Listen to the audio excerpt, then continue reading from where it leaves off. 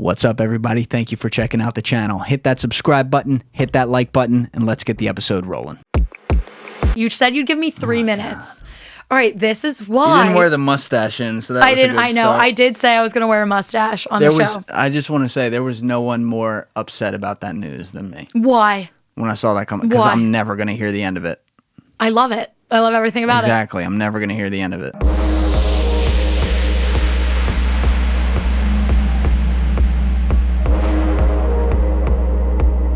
What's cooking, everybody?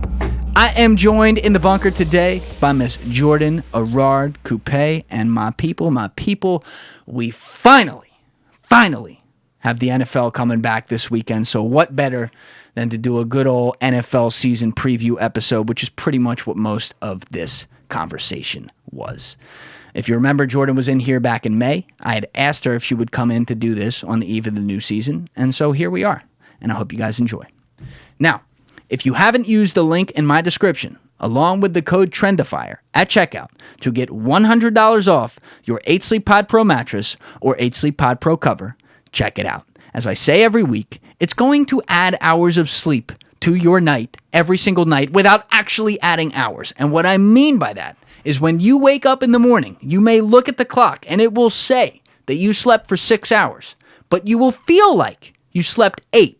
And that is because of 8 Sleep's phenomenal technology, which I said you can get $100 off the mattress and the mattress cover. Let's focus on the cover because it's half the price and you don't have to buy a whole new mattress and it does all the same things. So with that cover that comes in queen or king sizes, 8 Sleep is going to hook up their proprietary app that is going to measure your sleep stages and optimize around what your body likes throughout the night, be it your BMI, your body temperature, and a whole bunch of other stuff to make sure that you sleep better than you've ever slept before.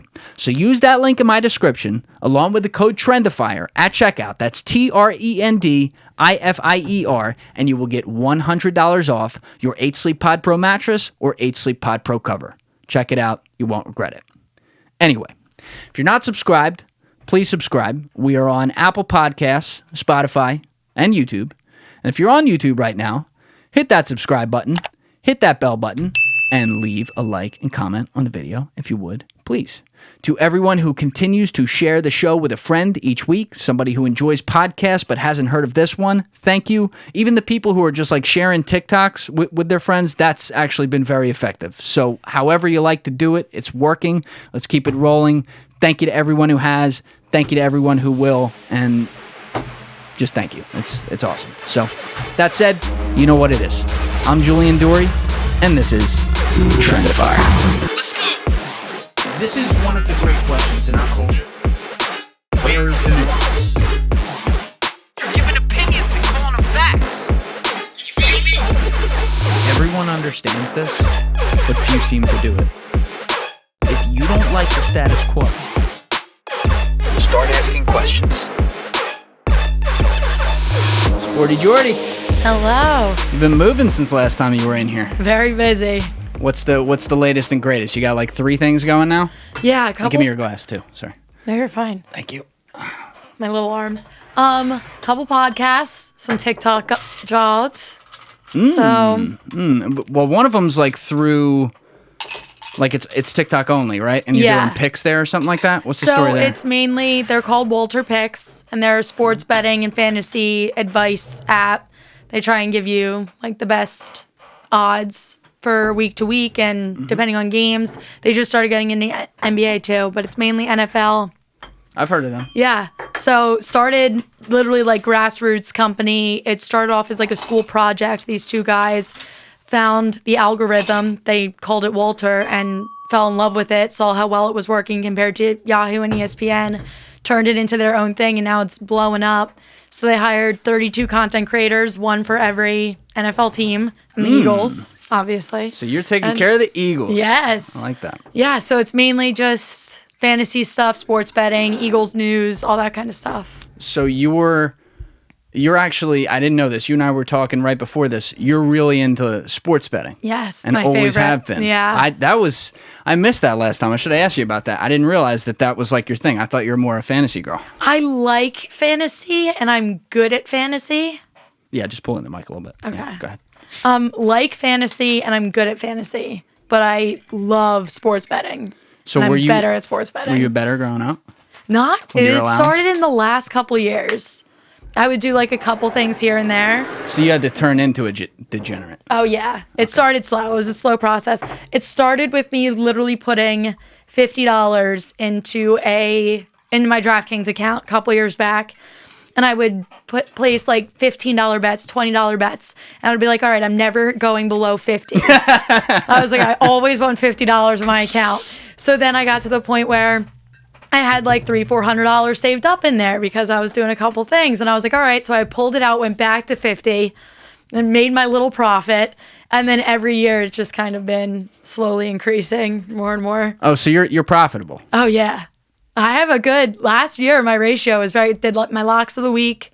I'm pretty sure I had like 75%, like throughout the whole season. 75%? Yeah, like I was good last season. Now, how much bigger were the losses? No, losses, it was, so, all right. I'm fucking with you, but No, they weren't, and I'm a safe bettor. That's my, it's like a downfall, but it's also good. A safe bettor. I'm a safe bettor. So, like, if I can see a game moving one way that I don't like, I think there was the Titans. Titans always screwed me last season. So I saw the game moving in a direction I really didn't like. So then I started aggressively betting other games in the other directions that I did like, and it balanced it out. So you're talking about watching the line move throughout the week. So if it opens up at like 5 and gets down to like +3 by the end of the week, and you were liking the team that was +5, or no, other way around. In that case, you were liking the team on the other side of that. You're not going to like them after that because the line's telling you that the action's going the other way. Oh, yeah. It's a science. You have to find the perfect time. So this year you're going to be doing, because you said you're representing the Eagles though. So are you doing sports betting picks specifically for their games? So I don't think, for Walter Picks, I don't think I'm doing actual sports betting. I think they want me strictly fantasy. Got it. So for them, I'll be doing the fantasy stuff on my YouTube.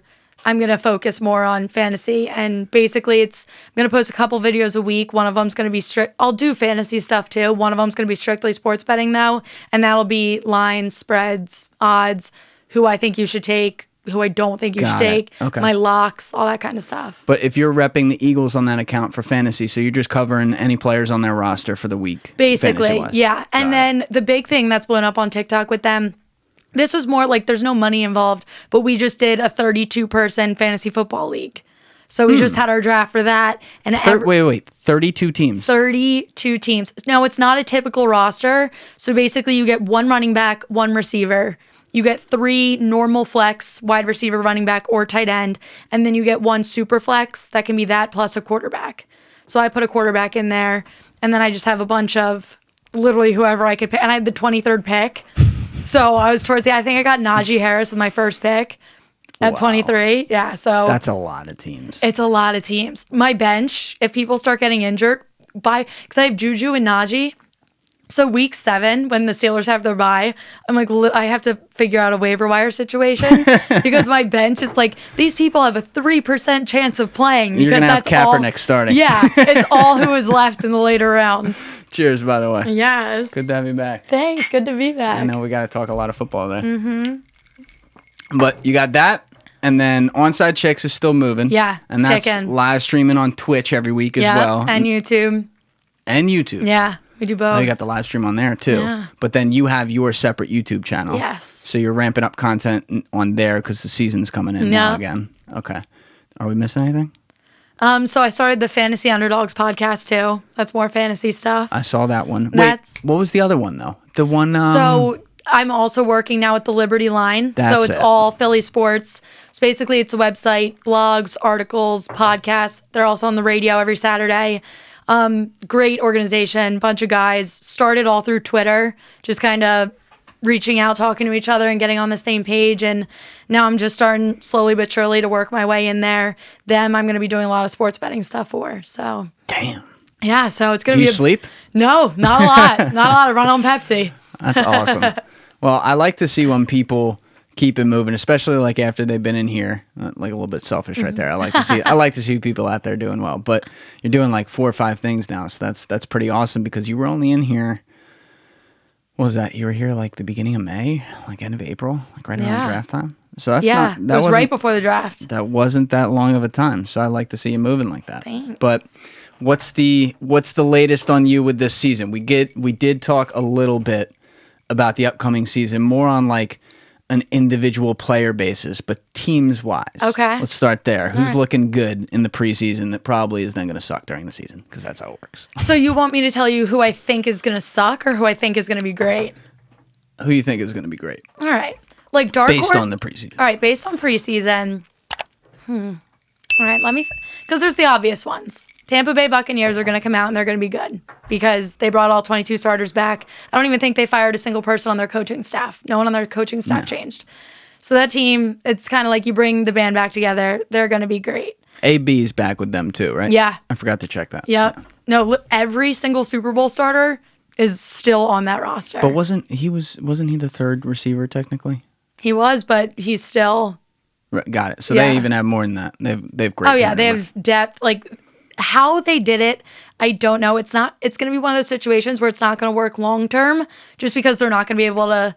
Like people took pay cuts to stay there for this season to ride that out. So it's not going to be something that's going to last for a long time. And who knows how? I think Tom Brady's saying right now he's got 2 years left. So Did he put a number on it? well, he said like I want to win 2 more Super Bowls. So I took that as I'm playing for 2 more years and I want to win both of them. Who knows with him though? That could be 5. Exactly. You just never know. So we'll see. I have, unfortunately, I don't want to talk crap on them because like it's just tough to root for Brady like all the time. And it's funny because when he was a Patriot towards the end, I was so over him. I was like, I can't do this anymore. And that's when you know you've made it. Like if you're that good that everyone hates you, like that's how you know you're the best of the best. Then he went to Tampa and he was like Florida Tom. And I was like, you know what? I was like, Tom Brady's kind of cool now. I was like, I like this. I like this energy. Now I'm kind of back on like the, okay, Tom Brady, we get it. You're great kind of thing. And I don't want to see them come out and be great again, but I know they're going to be. Another team that I really, really love and I have very high hopes for going into the season, the Arizona Cardinals. I am 100% sold on them. I think they're dark horse Super Bowl contenders. I just think they handled this offseason brilliantly. I love how they drafted. Zaven Collins was their first round draft pick. And when I tell you this guy is iconic, like incredible, he was a quarterback and now he plays defense. So what's his name? Zaven Collins. He understands, and he's a beast, like a monster of a human being, athletically. So you have that, plus he understands both sides of the ball. Like He's a linebacker now. yeah, he's unreal. Like he was one of my favorite draft picks, like going into this draft. And when he went to them, I was like, makes perfect sense because I'm so gung-ho on this team. Obviously them getting JJ Watt was huge too for their defense because their defense. He can still play. And their defense was a little shaky. So I love the moves that they made. And Kyler Murray, when he won Offensive Rookie of the Year, what was that, 2 years ago now? I was pissed, like screamed. I was so mad just because I thought there were so many other guys that season. Like Josh Jacobs didn't get it that season. Yeah, who else was in there though? DK Metcalf, Miles Sanders. Like there were so Metcalf was the guy who should have gotten it. Yeah, exactly. Yeah. But there were other options. And to give it to him, who was good, but just not spectacular, I was so mad. They go for the quarterback. And it's super I get it. But like MVP especially, that I get. You want to make it a quarterback thing, fine. But offensive rookie, I feel like it should be more open. Whatever had happened, I'm over it now because last season he came out and was spectacular. And DeAndre Hopkins is one of my favorite players on this planet. So I love their connection. So that was already growing. And now with all the moves that they've done, this team is just becoming, I love their coach too. Like they're just becoming one of my favorites to watch. So I have very high hopes for them coming in the season. A lot of people are convinced they're only going to be 500. I think they're going to do, I'd be surprised if they don't have a 10-11 win season. They have a lot of 2017, 2018 Rams vibes. Yeah. Yes. Right? Yes. And it is going to be tricky for them too, though, because they are in probably the toughest division in football. Is that still, you think so? I think it's between them or the AFC North. I still think. I'm trying to think, because the Seahawks are going to be pretty good. I think otherwise. I think Seahawks. No? I think Seahawks come in last for the first time. I don't think they've ever come in last in their division. And looking, But the Niners are in that division, though. yeah, but the Niners. The only reason the Niners were trash last season was because of injuries. And quarterback play, though, too. But You're right. The injuries were bad. Yeah. You're right about that. But still. Like, they were down to, they were pulling people off practice squad like day of game. It felt like the Eagles, honestly, because Yeah. that's Yeah, we know a lot about that. That's normally what we're working with. But no, they were plagued with injuries. That roster, if they can stay healthy, incredible. Quarterback situation is iffy, but the last time Jimmy G was healthy and played the entire season, they were 13-3 and went to the Super Bowl. So he can work on that team. Also, Trey Lance is someone that has come out this preseason, and I was defending him all throughout the draft. I had very high hopes on him. I loved him. I wanted them to take him. I said I'd be pissed if they took Mac Jones. I think Trey Lance fits better here. Cheeseburger. The cheeseburger. Big Mac. We'll get there. Yeah, we'll get there. But yeah, so I think if Jimmy G can come out and play good, at least halfway through, he also has a big injury history. So if he gets injured or if he starts playing mediocre, you throw Trey Lance in, the 49ers are going to be good. It's always... I think. It's a total crapshoot with a rookie quarterback because you never know until they're in there. But that is nice to hear he's been looking good. My whole thing is most quarterbacks can't be like Alex Smith was. Like when they drafted Kaepernick and the idea was like, oh, you got the guy breathing down your neck who they got to groom a little bit. Alex Smith came out and he balled. Yeah. You know, I think the only reason Kaepernick took the job his second year was because Smith got hurt, if I remember correctly. Yeah. So it's pretty rare that a quarterback really plays up like that, especially like above the expectations of the team. And the thing about Garoppolo that's been the last year and a half, it's just been the biggest question around there was, is he costing this team an opportunity at Super Bowl? Like they looked at when they played the Chiefs in there, you watch that game, if he can be a little more than a game manager, they win. Yeah. No questions asked. When the ball was put in his hands to basically win the game, he couldn't do anything. Yeah. And Mahomes could. So Mahomes could recover his team from playing awful for 2.5, 3 quarters, win a football game like that at the biggest stage, and Garoppolo couldn't. And then last year, obviously, the train was just off the tracks, and now here we are. They already have a rookie quarterback. So to me, the confidence is very clearly not there on him, like from the organization, and I never know how guys are going to respond to that. So I've seen him play well before. I will definitely give him that. I've seen stretches of 4 or 5 games where it's like Jimmy Garoppolo looks like he could be a top 5 quarterback. Yeah. But you don't see it consistently, and you didn't even before they played the Chiefs in the playoffs. Like he wasn't one of the best quarterbacks in the playoffs. No, and I know that's one run right there. But then last year, you see the hangover from that a little bit. I don't know if he's that dude. Me saying the 49ers are going to be great, and I don't think Jimmy G is that dude. I just think he's going to do well enough to get them through the first couple games of the season, get them all comfortable, especially when you have basically most of your starting roster coming off of injuries, getting back together. Even like their defense was like down to scraps last year too, and they have a tough defense. So is Bosa's all clear and good? I right? believe so. Yeah, I think he's clear to start week 1. Okay. So you have Jimmy G that can come out and do it. The reason everyone was so off about Trey Lance coming into this draft was because he didn't get half as much playing time as normal for a rookie quarterback to come out. So everyone was like, he doesn't have the experience. He doesn't have the exposure. Like, what do you mean half as much playing time? I believe he only played like a handful of games in the last like 2 years. And COVID was a big part of that. Oh, but right. He didn't have, and like the games that he played were good, but there wasn't a big stretch of information on him or stats to make an actual judgment. So I told you last time, I don't know. I'd watch before you came in. I watched a little bit of his tape. I had never seen the guy throw a football. I haven't gone back and watched much. I haven't seen much of him this preseason at all. I haven't seen many highlights. So like, I don't know a hell of a lot about him, but that is a red flag. It is. When it's like, oh, you haven't really played. Exactly. So the 49ers definitely took a risk on him because when you watch him play, he's very talented. But especially like we're seeing Trevor Lawrence struggle a little bit. And granted, it's preseason. I'm not going to get on the Trevor Lawrence. I'm worried it's over train. I think Trevor Lawrence is going to be great. I think he's going to have a great NFL career. He's just upset that they cut Jesus. Oh, here we go. Here we go. We'll get into that. We'll get into that. Go ahead. Freaking Tim Tebow, man. That was a whole thing. But no, I do. Greatest blocker of all time. That's all I'm saying. That was so embarrassing. It was the worst thing I've ever watched. I don't want to get you off topic. I'm sorry. No, I'm it's sorry. okay. It's okay. We'll come back to all it. right.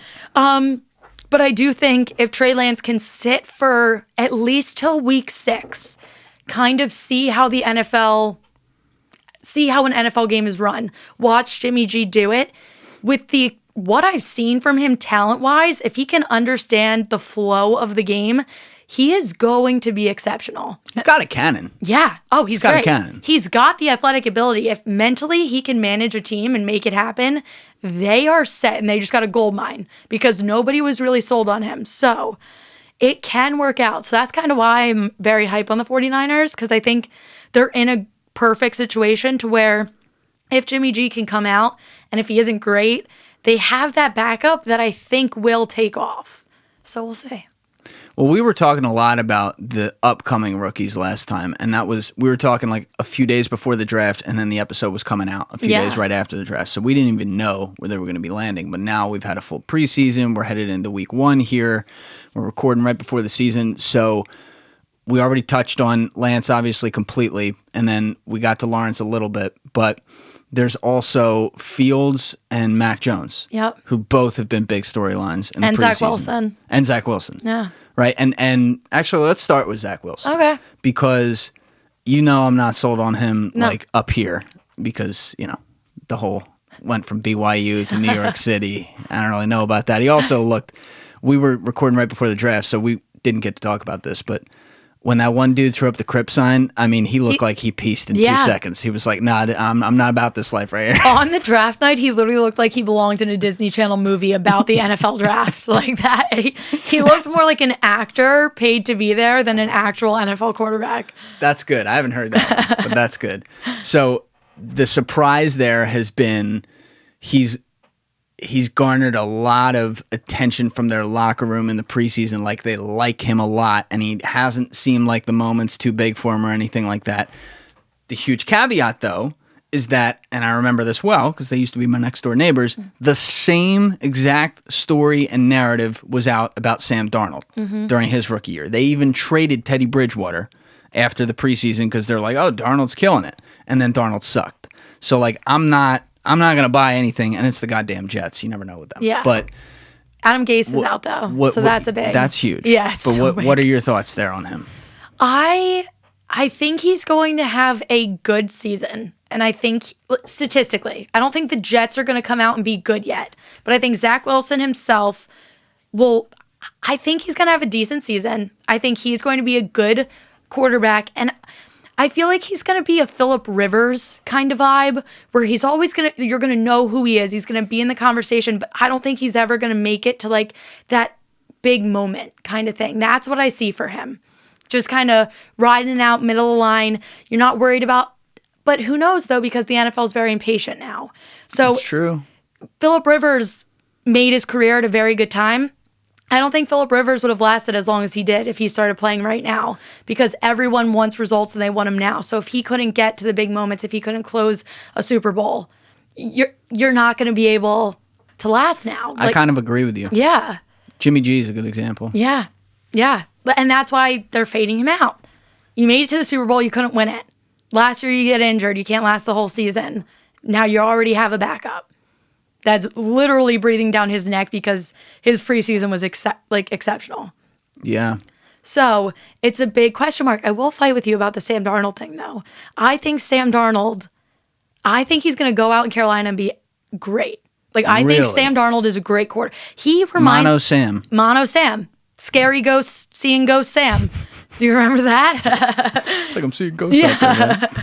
I think he is an excellent quarterback. He reminds me, and I don't want to put him as high up on this pedestal because Josh Allen is on a completely other level, but I think Sam Darnold has a lot of Josh Allen qualities. He's got that big body. He can move. He can break tackles. If he can find an offense that works, I think we see a completely different Sam Darnold than we saw in New York. I will say this. This seems like distant history now, or ancient history, however you say it, but if you remember Josh Allen's, did he start as a rookie? I don't think so, no. No. So it was his first full season as a QB, which was the 2019 season. Yes. So if you remember, they came out pretty hot that year, and then he was like back and forth the rest of the year, and it's like, oh, is this guy good? Does he suck? He's got a great arm, but I don't know. And then he had a playoff game against the Texans where I think he had like 6 brain aneurysms. Like there were 5 or 6 plays there where it's like, I think that man just departed this planet and there's nothing going on up there. And so I remember thinking going into that offseason, like, damn, he's gonna have a short leash. And then he comes out last year and he's like an MVP candidate, and he was phenomenal, and he had it upstairs. So like I could see something like that happening. The thing about Darnold, though, is that he just has that, not to be too stereotypical, but he's got that like chill Cali bro vibe. Yeah. He doesn't, and maybe that'll work well in Carolina where they got like 10 fans down there. Not New York. Sorry, Carolina. But, I could see it. It's just you do need to be a bit of a dog in today's NFL. I mean, I think you had to be a bit of a dog 20 years ago, too. I'm just saying, like, with all the attention that comes onto every team, no matter what your fan base looks like, because it's constantly in the media, and there's social media, and there's constant attention. The quarterback position is the most important position in sports. Like, you better be able to be a dog, and I don't know that he's got that. Well, it's ironic that you say that, and I can't believe I'm bringing him up this early, but let's talk about Justin Herbert because we know it's my favorite topic. He actually, this is relevant though. Turned it right over to Herbert. There was an ESPN article that just came out where he talked about because remember when he got drafted, everyone was like, I don't know if he can be a starting quarterback because he's so shy and he's so quiet. And he just came out and talked in this article about being an introverted quarterback. And when I tell you the quotes from his teammates and like the way he talked about it and the way they talked about it, it kind of reminds me of what you just said about Sam Darnold being like the chill Cali bro. And you don't know if it's going to be able to work, but if you can... I can't remember who said it, and it's going to piss me off. But someone in the article said when bullets are flying at them on the field and the game's on the line and Justin can look them all in the eyes and just be calm and say, I believe in all of you and we're going to get it done. And it's kind of that calm way, but it makes them all feel comfortable. So it's not that necessarily, it's not a dog mentality, but it's still that calm, cool, and collected leadership that for some reason works for them. So if Sam Darnold can kind of take a page out of that book and make it work without being that super aggressive, man-eating quarterback, it can work. There's definitely been guys who can lead like that in the past, but like they also have the stoic vibe. Yeah. Like Herbert, one thing I definitely missed on him coming out is I think, people looked at the long hair and everything and you were looking at it for other reasons, but they kind of like saw this kid from U of Oregon and was like just out there chilling, but he's a very stoic guy. Mm-hmm. He is very serious. He's very unshakable. Yeah. Darnold doesn't give me that vibe. Like That's Darnold's fair. just a bro. Like, I'm sorry. That's fair. There's always, he's the guy who's dumb enough to say out loud, I think I'm seeing ghosts out there. While he's mic'd up. Literally while he's mic'd up. Like, with the New York media right there after that. I remember I was working at NFL Films at the time that happened. I think I was literally working that game, and we had the subtitles on, and we sat in the room and we went, "Oh no!" Like, just immediate, like, what are we gonna do? All right, here's a serious question. All right. How often are you guys in that room, and the subtitles start to come across from the raw cuts, and you're like, ooh. Oh, yeah, a lot. Oh, we can't go with that one. Yeah, a oh, lot. his career's over if we put that one out. No, it's a lot more than you would think.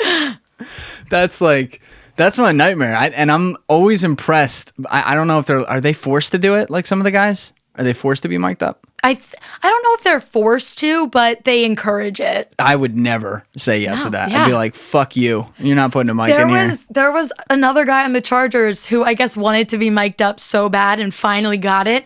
And him being mic'd, it was just the cutest, like purest experience. And then there are some people, Justin mic'd up, he was like, I'm not talking at all. This is the only time you're ever going to get me to do this. Like, it's just depending on the dude. Like, I guess I'm just like trying to imagine Kevin Garnett mic'd up in an NBA game. I think he'd be in prison. Yeah, probably. I think they would bury him under the jail afterwards. Embiid? Can you imagine Embiid mic'd up? Embiid's like got that. He has that. He's trash talking, but like laid back, kind of funny, you like get him language barrier fired up? guy. Yeah, that's true. Yeah, but it's not like Garnett, who I That's can't true. even repeat the things that guy says on the Yeah, court. that's fair. Like Embiid's just a shit talker. Garnett's like, I'm going to kill your whole fucking family and I'm going to eat them in front of you. I'll burn their house to the ground. Like some of the guys in the league, like they won't even talk about what Kevin Garnett used to say to them because it was that bad. That's scary. Yeah, a little scary. But you guys did have Herbert mic'd up one time last year? No, not last year. It was just this like preseason. It was camp. He got mic'd up.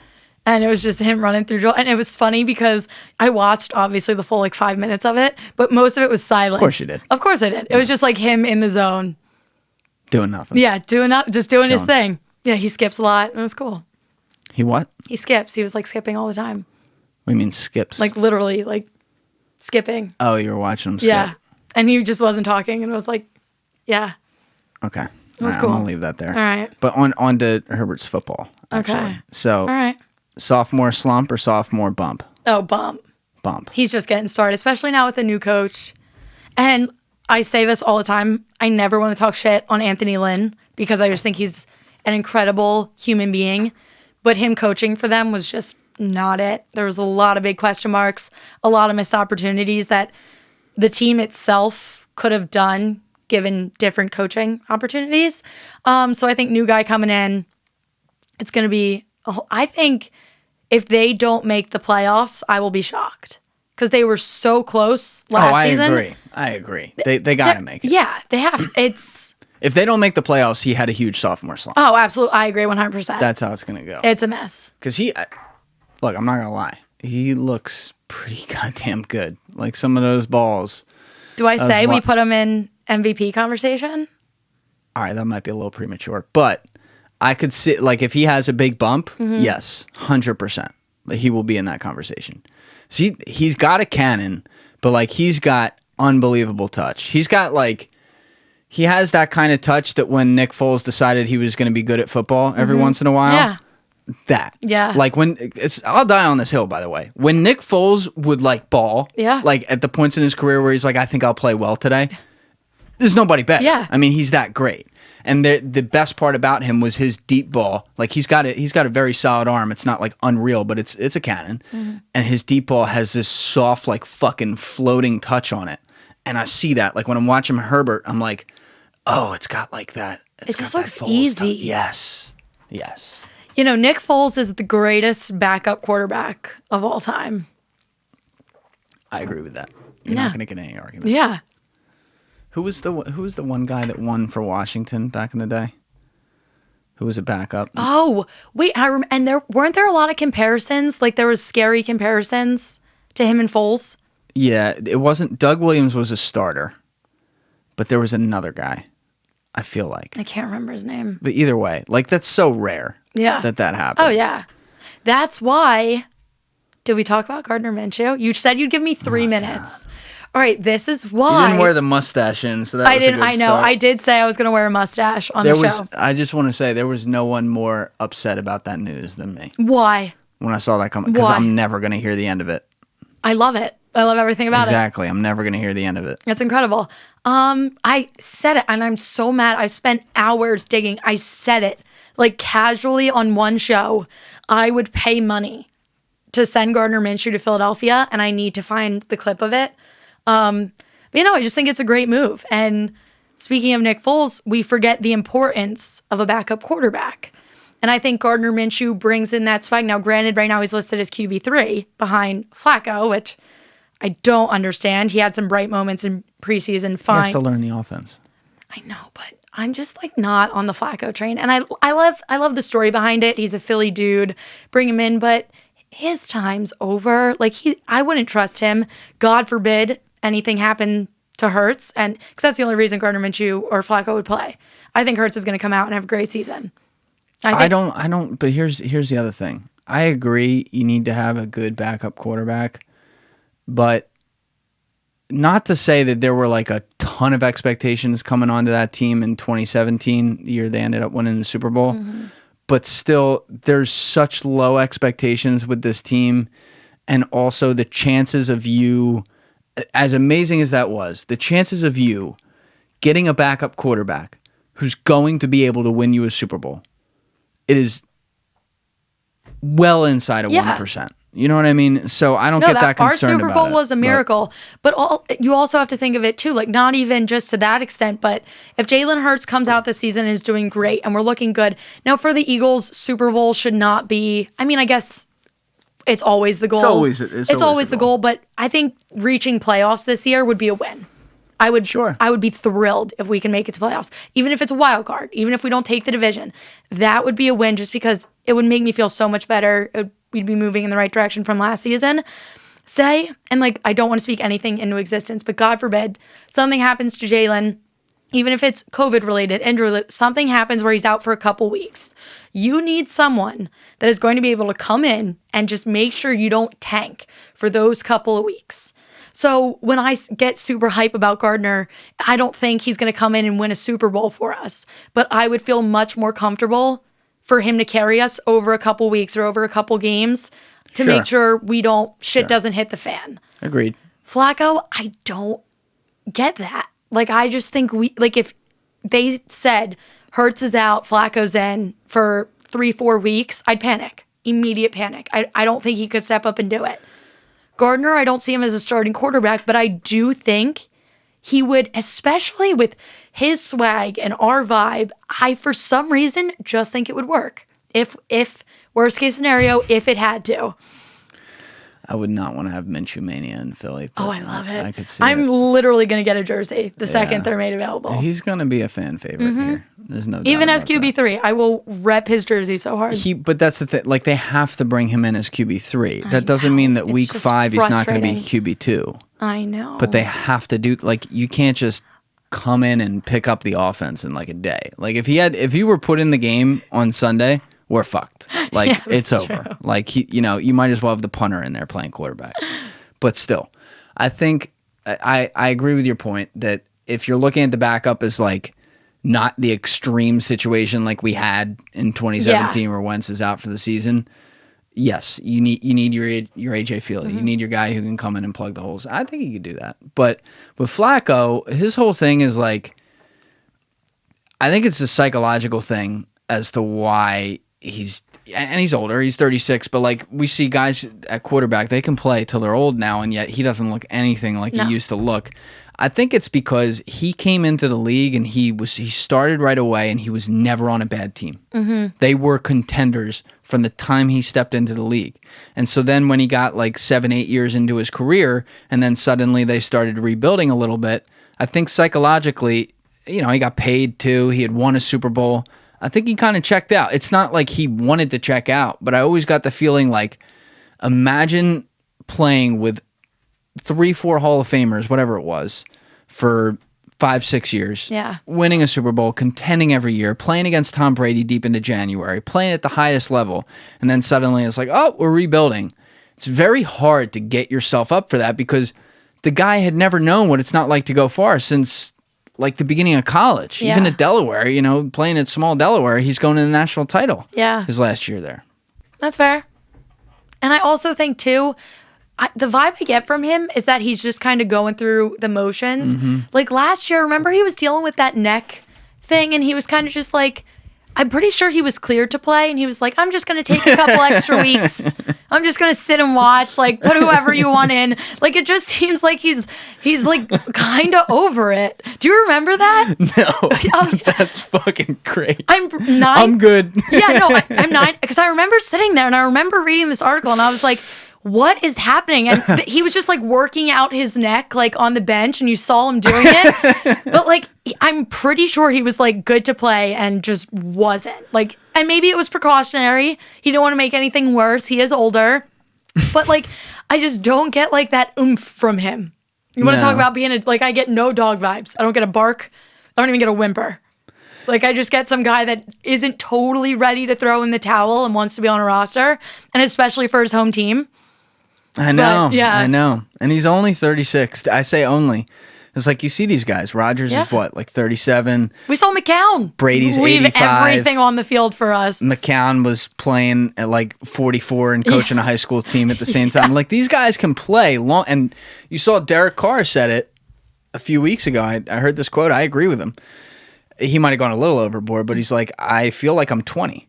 He's like, I'm turning 30, but he's like, with all the resources we have now, if you give half a shit about this, he's like, how could you not And he feel stays that way? in good shape. Yeah. He's good. Yeah, he's like, I feel like I think he said something like, maybe I'll feel differently. Talk to me in like 6-7 years, but he's like, I feel like I could play to 45. Yeah. Like I feel like a kid.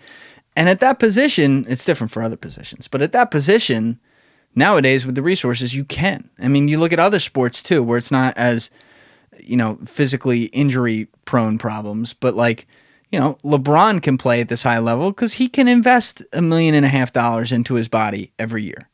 Like we have those resources. It's not like 50 years ago where they were smoking a cigarette and having a Diet Coke at halftime. Yeah. There's a big difference. And also the league itself is changing. There's so many rules that protect the quarterback. It's not the same for them. I mean, even every position, it's not the same that it was. It's not as hard hitting, and it's still very dangerous, especially compared to everything else. Don't get me wrong. I don't want to diminish that, especially with all the CTE stuff coming out, but the game has a different feel to it, and especially quarterbacks. There's not getting hit in the same way that they used to, so it does benefit them. The NFL is in a weird spot because they have a few different things true all at once. Number one, they have to keep the game entertaining, and the best way to keep it entertaining as far as what sells is scoring. Mm-hmm. So they're going to favor the offense on rules. Number two, they have all kinds of lawsuits coming in from all these past generations where guys were fucking killing each other. Yeah. And so now with all the CTE problems and dodging that, they need to protect the players more. And then number three, you add all that together, you create a softer game in the process. And that's the negative of it. Like, is that going to kill the game? Because people learn to enjoy this based on people hitting each other hard and, the part of football. And that's still there, but it's not, even compared to a decade ago, it's nothing like it. Yeah. Oh my God, do you remember Brian Dawkins? Oh, yeah. He could never play today. Never. Nope. Never. He would be literally thrown out of a game. He'd be thrown out of the game. Probably every game. And he was as textbook of a tackler as there is. Yep. He wasn't doing anything wrong. No. But it's so different. And you just see that change. And it's good. Granted, it's good. But at the same time. Is it? I agree with you. It's good for the players. For health reasons, it's good. But for us watching, it's not as fun. For them, it might not be as much fun. I'm sure they want to go out there and kill each other. I'm sure they want that freedom. But at the same time, you got to, it's so wishy-washy. I think about me at age 20, age 21, when these guys are coming out of college to play in the league. Yeah. And how dumb I was. And I'm like, now imagine me being 250 and yoked with a 4.5 40 and getting to hit motherfuckers for a living. Yeah. I would have played with reckless abandon. Oh, yeah. Concussion. Get the fuck out of here. That like would have been Jonathan Abrams. He's the perfect example of that. The recklessness. He plays with smelling salts in his helmet.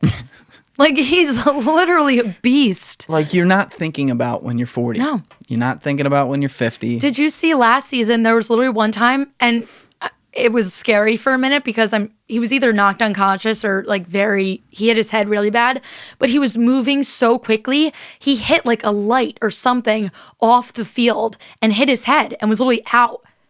He literally was just moving so quick, he could not stop. And who was this? Jonathan Abrams. Oh, it was him. Yeah. And he was hurt early on in his rookie season, but he plays with just that reckless. It feels like old football watching him. Are you pulling up the play? Yeah, I'm pulling up the play because I got to see this. Is this what you're talking about? Where he knocked himself out?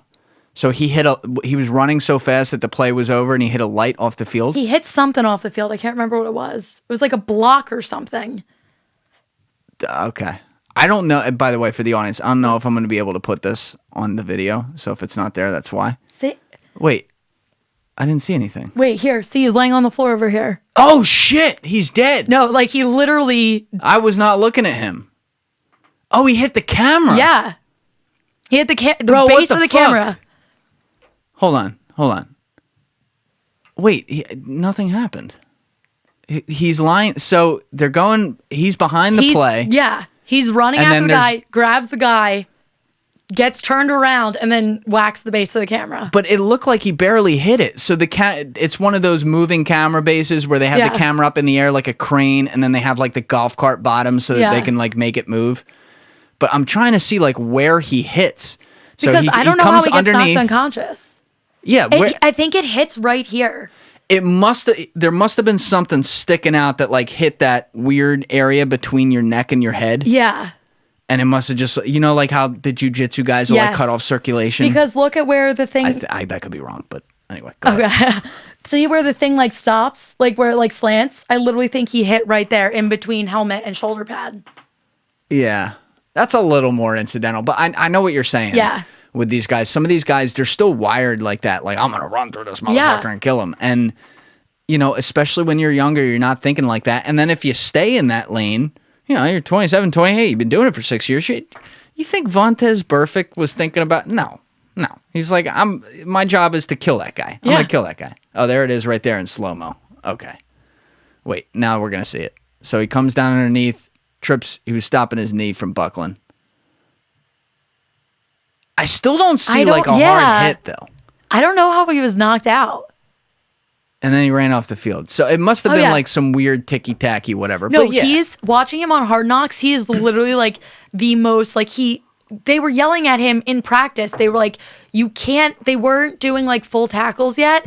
And he was just they were like, this is your teammates. Like, please be gentle. Like, he's just so like, I want to kill people all the time. And like literally plays with smelling salts in his helmet. Like that mentality. He's insane. And I love everything about him. He's fantastic. And we worship that. Yeah. And that's when I think about the game. I mean, you brought him up already, but I think like Brian Dawkins. I think these guys who played like that. It's scary because it's such a real thing that like I don't want to just always go to, oh, he must have CTE, like talking about all these people.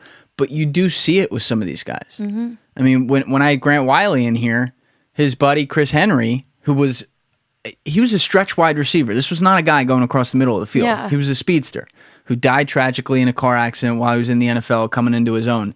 But I believe he was the first guy to be confirmed to have CTE because his mom donated his brain after his death and they were able to confirm that he had it. And I was thinking to myself, I'm like, that dude had it. What the hell do all these other guys have? And that's a scary thing because you see some of these stories. I don't know. Did you see the guy last year? He was a player for like 5-6 years. Philip something. I'll pull up his name later, but because I forget it. But he was a safety for 5-6 years in the NFL. He killed like a whole family or something like that. Oh yes, murdered them in their homes.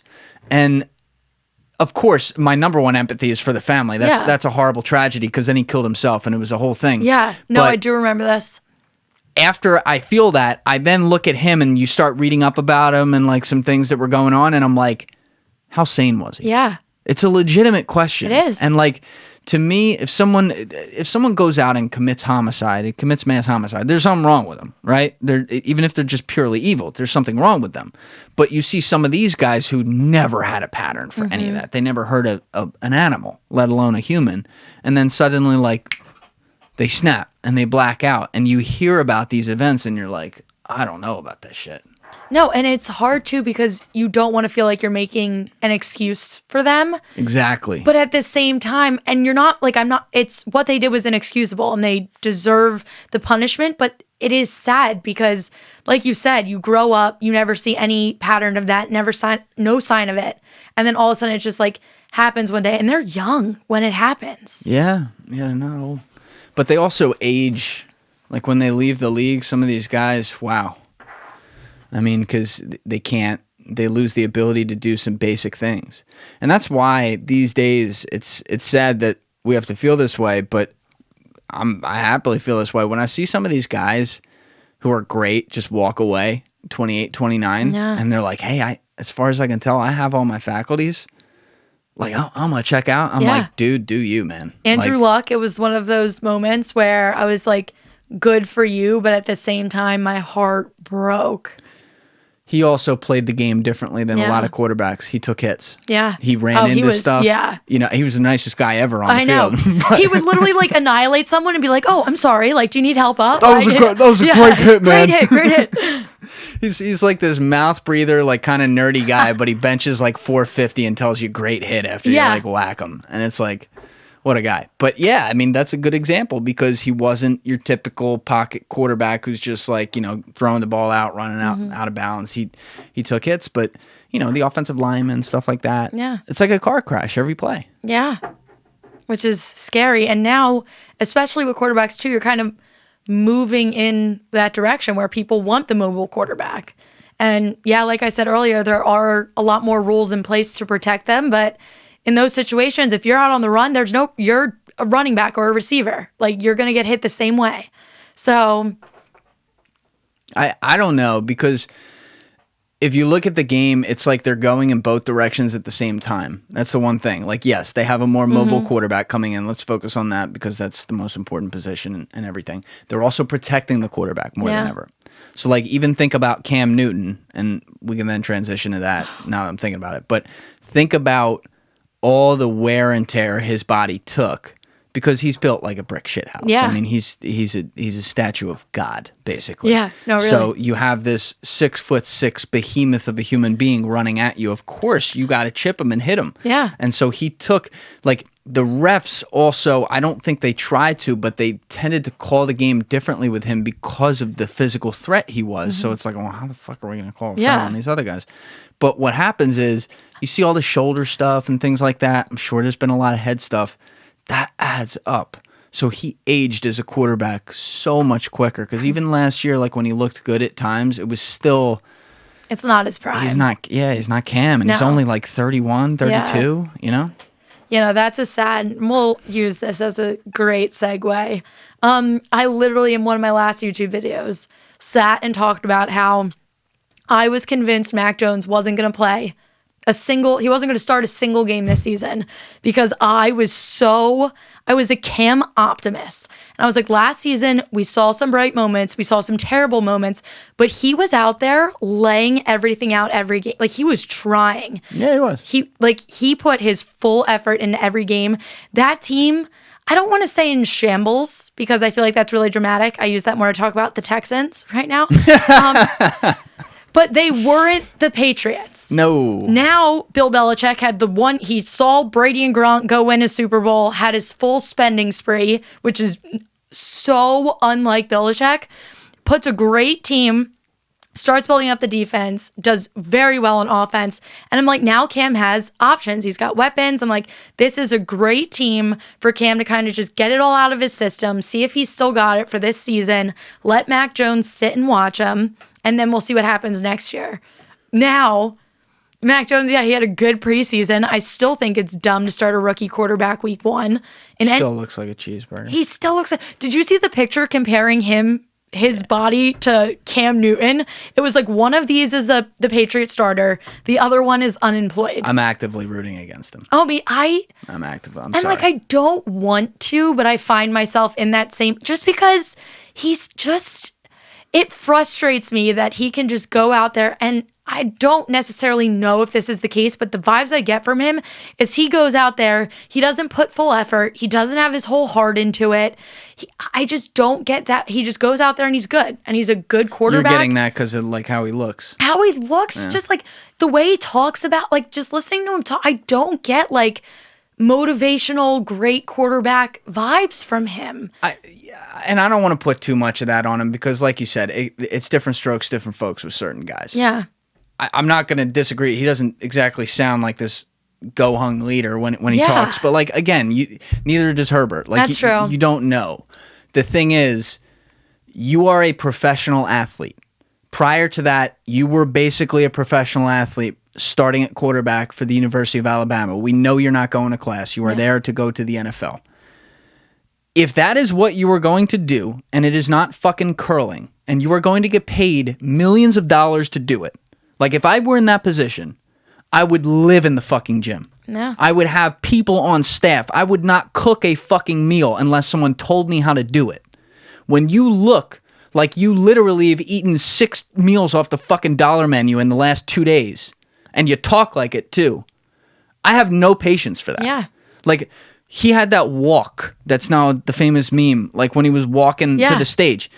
I'm sorry, man, but I can see your beer gut flying everywhere, and you're going to follow up Tom Brady? He looks like a substitute teacher. Dude, That's really good. He looks exactly like a substitute teacher. Especially in the suit with that walk. He looks like your teacher is out for the day. This is what we're going to be doing. I don't like talking shit on kids because he's still a kid and like he hasn't even played a snap. But like, get it together, man. Yeah. And I'm not gonna lie, I can't believe Belichick put up with that. I know. I can't. Like, maybe we're gonna be shocked and the guy's gonna have a 6-pack by December. That's what I'm also like. If I trust any coach to make the right decision, especially at quarterback, I trust Belichick. I trust him. So there must be something in Mac Jones that he understands and sees that we haven't yet. He's friends with Nick Saban too. Yeah, that's true. So, but we'll see. even that, who's he following up? He's following up Tua, who's obviously in shape. Jalen Hurts, who squats like 700 pounds. Oh yeah. It's like, how do you sit in that quarterback room for 3 years and like keep pounding the double Mac or whatever the fuck it's called? Like I guarantee you, if I started asking him fast food restaurants, he's gonna name every single plate on all of them. Oh yeah, he'll know the specials, the daily specials. I have no patience for that. Yeah, it's like again, like if you're a curler, do you, man? Like you're not getting paid shit. But like he definitely knows the Chick-fil-A secret menu. I just look. I don't like rooting against people, but I can't. It's why I hated CC Sabathia. Yeah. CC Sabathia is the most disappointing pitcher I have ever watched in my life in the major leagues because he was fucking incredible. Yeah. But he was a fat fuck. And so his career ended way too early. He could never sustain the greatness he had. If CC Sabathia lived in a gym, if CC Sabathia had the late, great Roy Halladay's work ethic, his career actually might have been shorter because Roy Halladay outworked himself. But let's say like he controlled it a little better. CC Sabathia could win 400 games. Yeah. He's that great. But yet, he, and obviously he had other problems as well that we now know of off the field. But still, it's like, dude, you're an athlete. Yeah. There's really no excuse. There's none. So I'm curious to see there. He's following up Tom Brady. Good luck. But that was shocking. Yeah. To see them unload Cam. Yeah. And part of me thinks, like, yes, Cam has not looked like the Cam we know and love, and I really don't think he's ever going to again. He's not getting back to his prime. I still think he can be good. I still think he can be a transitional starting quarterback for an organization that needs that, whatever. The fact that they're just so willing to cut him, not even have, and like, I say this too, he's not a QB, and it's weird. I feel weird saying this. I still don't see Cam as a QB2, even though he doesn't look the same way that he did back when he's still, especially to a rookie. It's hard to have Cam Newton, MVP, sitting behind you. It's just not fair. You just don't do it. So I think the reason they actually cut him was because Belichick wanted to start Mac Jones week 1, and you just can't bench Cam Newton. So he gave him the opportunity to go out and find his own starting QB role, which I don't know if he's going to unless he ends up in Houston. But... And we could talk about that, but on the first point you made, Cam Newton is not unlike a lot of guys who have been great in this league, like him. He was an MVP at the quarterback position. He's got a huge ego. Yeah. He's got a huge, they all do. Yeah. Every single one of them. When you're that, maybe slightly with the exception of like a Drew Brees. Drew Brees always, but he's still a competitor and everything. Like he didn't want Jameis starting over him, but he can have that, When Garoppolo was playing, Tom Brady was like spitting in his shoes before he put him on. Yeah. There's like something there. With Newton, I completely agree with you. He was very supportive of Mac in the preseason, which I appreciated. They had a cute friendship. That was great. But like... I think he called him Mac and Cheese. Did he really? Yeah, I'm pretty sure that was Cam's nickname for him. That's a great nickname. Yeah. Because he has way too much mac and cheese. Yeah. Oh, I call him Big Mac. Big Mac. Mac Jones. Anyway, so...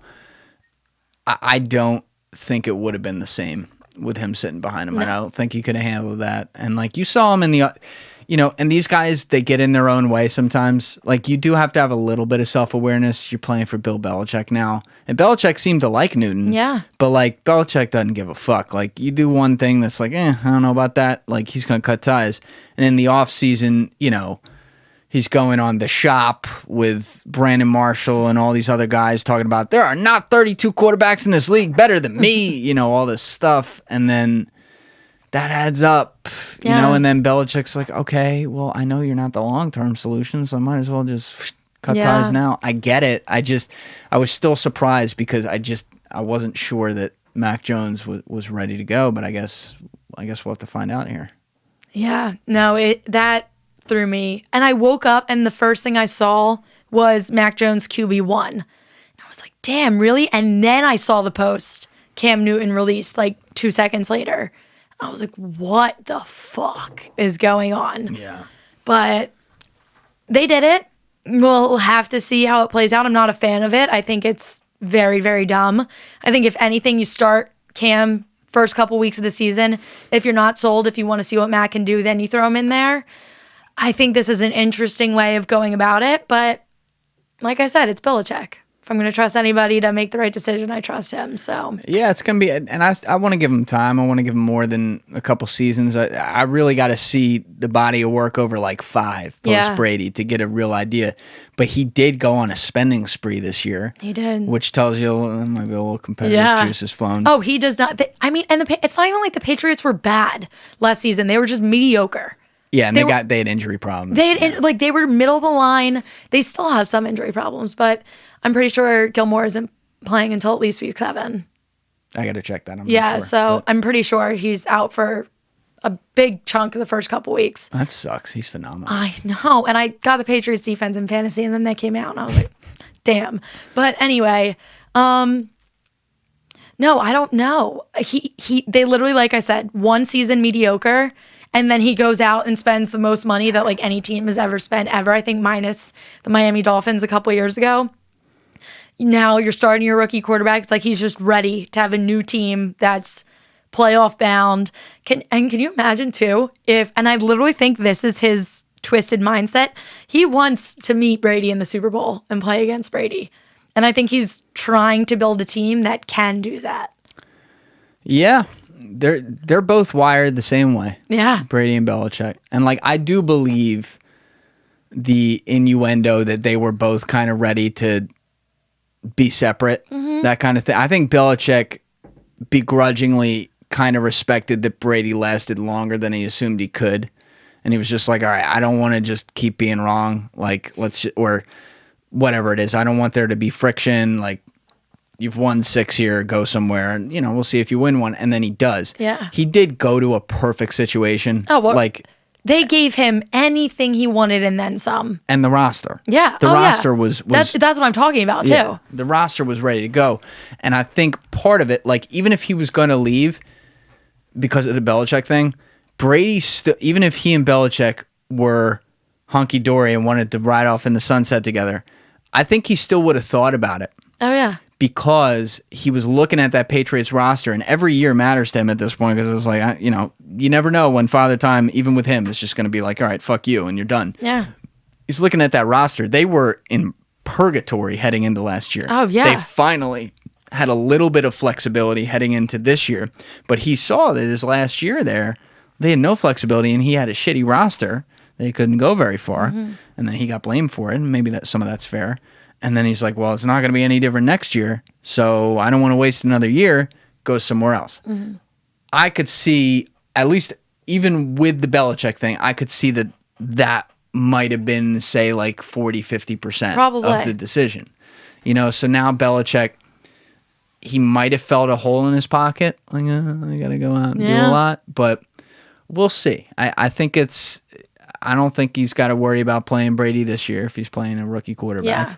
But I would genuinely be so pissed if Mac Jones as starting quarterback, rookie season, comes out and just pulls this Patriots team all together and they make this incredible Super Bowl. I'd be pissed. If they go to the Super Bowl, I don't ever want to hear a question again about who's better between Brady and Belichick. That would end it. Yeah. It's over. You're never bringing that up again. No. Like, obviously, they're both gods. Just leave it that way. Like, it is what it is. But people are always going to do that. It's just, I don't know. But I'm going to be curious to see how he rides him this year because I'm rooting against him, number one. But number two, against Mac Jones. But number two, I don't know. Like, I don't know if he's ready to go. Whereas the kid Fields in Chicago has looked to me, and this is interesting because he's not getting the start. Fields, it is preseason, but he's looked ready to go. Oh, yeah. Oh, I said it. I'm pretty sure I said it on here that Fields was going to be the best quarterback coming out of this draft. And if I didn't say it here, I said it everywhere else too, because I was sold on him and I was so pissed. I mean, I think it worked out great for the Bears. I think he's going to be their saving grace, and they handled it perfectly trading up to get him. When we traded up that night, I had a moment of panic where we were going for him. And I was like, there's no way. I was like, we have to take Smith. I wanted Smith so bad. No, we're trading for DeShaun Watson in like 2 weeks. Oh, I just got another. On my way, I'm not joking. On my way here, I got a notification. Is Philly still in the running for DeShaun? I was like, I'm just throwing my phone out the window. All right, we're holding off that one. Yeah. Stay on Fields. I'm sorry. No, it's okay. We'll get to that. So the fact that he is coming out, and like you said, it's preseason. It's hard to really judge, but when you see all of the fundamentals working in exactly the way you wanted them to, and he just plays with such a maturity, and I'm pretty sure he said it, the NFL feels slow to him, which is remarkable for a rookie quarterback. Not a smart quote, but not especially in the preseason, because once you get into the regular season swing of things, when it's all starters, all playing 150%, it's going to feel a lot different. But you saw Trevor Lawrence bobble a little bit, and like I said, I'm not worrying about it, but for him to kind of get that feel and feel comfortable already going into it, and to look as good as he did, I just think he's going to be spectacular. I think he's going to have an excellent career. I am beyond livid, and I know you see my Twitter. I freak out probably every day that Andy Dalton is QB1. I have taken a step back, though, and I realized this on Onside Checks. Me and Kaylee pulled up the Bears' schedule. They open up this season against the Rams. In LA.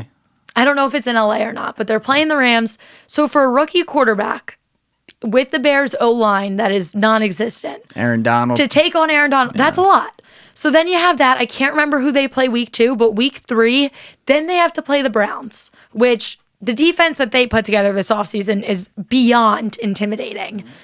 So for those 3 weeks, I don't think week 2 is that bad, but once you put Justin Fields in, there's no taking him out.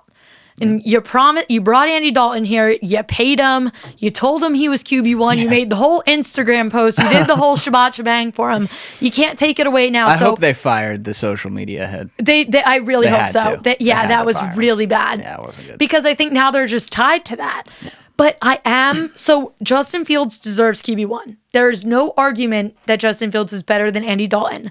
However, with the way this team is looking, I am fine with them starting Andy Dalton the first couple of weeks, throw him to the Wolves, let Justin Fields kind of sit back and watch, get the actual tempo for how regular season NFL football is going to go, and then you put him in there, and then he runs with this team and makes of it what he will. I have a little theory that they are trying to save face with agents. Okay.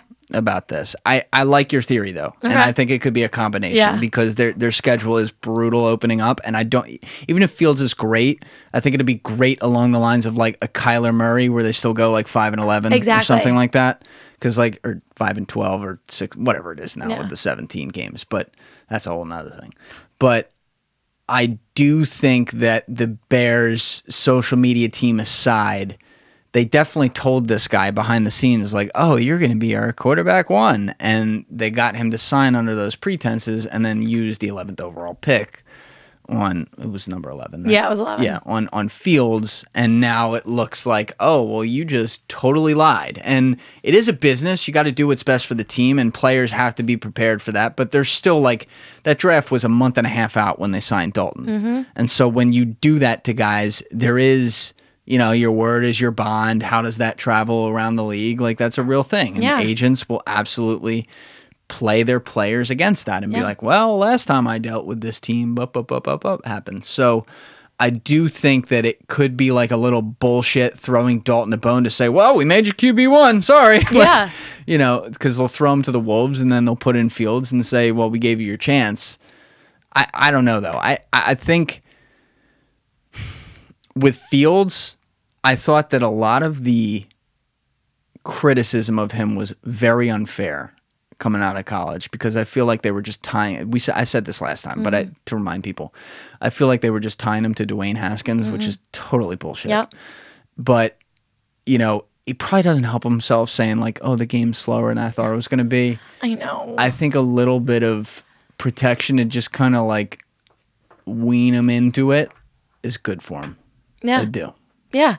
And I also think Matt Nagy, this is a make or break year for Matt Nagy. And he's been so on the Andy Dalton is starting train. And that might go along with the two theories that we already just discussed. But I think it's him kind of trying to like hold his ground and be like, I made the statement, I'm sticking to it kind of thing. Like Andy Reid with Doug Peterson. Exactly. So you have that. But I do think his job is going to come down to how he handles Justin Fields. Because if he leaves Andy Dalton in for too long and this team is tanking and looking terrible and you have Justin Fields on the sidelines like ready to go and you're not utilizing him, it's like, why? Like, what are you holding on to at this point? But also, if he throws Justin Fields in too early, like there's a lot that could, I don't want to say go wrong because I think Justin Fields is going to be great, but I just think it's going to be him. However he handles Justin Fields is how his job is going to play out. Yeah, and first of all, I do think, I don't want to say ownership because I hope they're not, but I never like to see owners involved in shit. But there's no way the front office isn't going to be directly involved with that decision making. Like they'll probably, I hope they give Nagy the final say, but there will be a strong like, okay, are we going to play? Yeah, it's time now. And like, that's a slippery slope. I don't love seeing that, but when it comes to like the franchise quarterback and your team already sucks anyway, like I do think it's okay to have a little bit of a group decision there. So I don't foresee a situation where he's going to be like a hardo holdout and just like, oh, I'm going to play Dalton for 12 games just because I want to and I'm the coach. But, how much of what's his face? What the hell was his name? Trubisky? Yeah. How much of Trubisky do they blame on him and say like, oh, he could have been good? I think Trubisky just sucked. Yeah. I really do. I don't think he always had a little bit of that deer in the headlights look out there. Yeah, he was always scared. Yeah, not comfortable in the pocket. So I don't think that, I think they gave him every chance. I don't think that's so much coaching. And I thought the rest of the roster, at least for a couple of years there, looked like solid. Yeah. So as a coach, and they liked him. And, Nagy, he's literally known as like this quarterback guru. And he's known as a quarterback guy. So for Mitch Trubisky to be with him for as long as he was and not be able to improve really at all, like you saw some bright moments, but for the most part, it was static. He worked with Mahomes his rookie year. Yeah. So I don't blame Matt Nagy for Mitch Trubisky. I just think Mitch Trubisky isn't great. And I did enjoy though that little revenge game that he had as the Bills. He started because he's the Bills backup right now. Wait. I have to call it violation. Okay. You're not going to tell me there was a revenge game in the preseason. There was. In the preseason. Oh, Get the fuck out of here. It was very fun to watch. I mean, he only played the first half, but he came in and literally he played better as the Bills backup in Chicago than he ever did as the Bears starter in Chicago. And it was just very fun to watch. I don't think the Bears cared. And I doubt they cared, but it was more for me. Even the fans were rude. They were still asking for autographs. Like it was all feel good vibes, but I just liked it, especially just because I was pissed. This was before I had my mature awakening with maybe it is smart to hold Justin Fields. This is when I was being petty and selfish and I just wanted him out there. I'm rooting for him big time. Oh, me too. Opposite of Mac Jones. I'm a big Justin Fields guy. I want to see him be great. Yeah.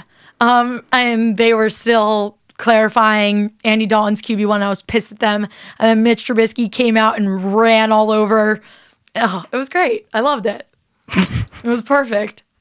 That was cute. Thank you. That was very cute. Thanks. Preseason revenge. Preseason Mitch Trubisky revenge game in Chicago. But we actually started to talk about them earlier and got off it because we were talking about Josh Allen. But the Bills this year. Oh. The Bills might do some damage. They might go. I could see them winning the Super Bowl. Yeah. I see them fully going all the way. You think they're going to win the Super Bowl? I think they're going to the Super Bowl. Interesting. I don't know. I need to see how the season plays out. I need to see on the NFC side. who's actually, if the Bucs are going to frickin' make another run for it or not. I would be shocked if the Bills aren't there, though. Yeah, I'm not ready to make that prediction because the Chiefs are in on that side of the aisle. But I'm just saying, like, I will not be in the least bit surprised if, like, it's them and not the Chiefs in the Super Bowl. I would just be shocked if the Chiefs do it 3 years in a row. I'd be shocked. Something's got something. And, like, that isn't even... The Chiefs are great. I will never knock Patrick Mahomes. I will never knock Andy Reid. But for the chips to fall into place 3 years in a row for you to get there. I mean, I'll just revert to this. He's the best football player I've ever seen. Oh, I mean, he is. To be clear, just like we talked about last time, Tom Brady's the GOAT. Yeah. Patrick Mahomes has a lifetime to ever touch that, right? But he's the greatest football player, he is, talent-wise, I've ever seen. And we saw, and like I said, I will never knock him. Because what we saw in this past Super Bowl when his team was non-existent and he was throwing his body horizontally, trying to do whatever he could for them. How many balls in the first half were this close? It was painful to watch. It was really bad. I think he ran before the pass. It was like 500 yards before just scrambling. I felt like that Super Bowl for him on an even greater level by number of plays that were like, holy shit, how did he pull that off? I thought it was an even bigger example of Brady 2012 when his whole team just decided they don't know how to catch a football anymore. You know, so I don't want to see him get blamed for that. No. Like, I've never seen Mahomes not step up in a big game. It really pissed me off more because he was getting passes off that they easily could, that he had no business making the throw. And it came close enough to where they should have done everything in their power to reach out and grab it, and no one was going for it. And what's his name? Kelsey? No, he pissed me off. The seal-looking motherfucker. Who's the guy? Tyreek Hill? No, Todd. The DC on. Oh my God! The Todd Bowles. Yes. One of the best defensive game plans I have ever seen.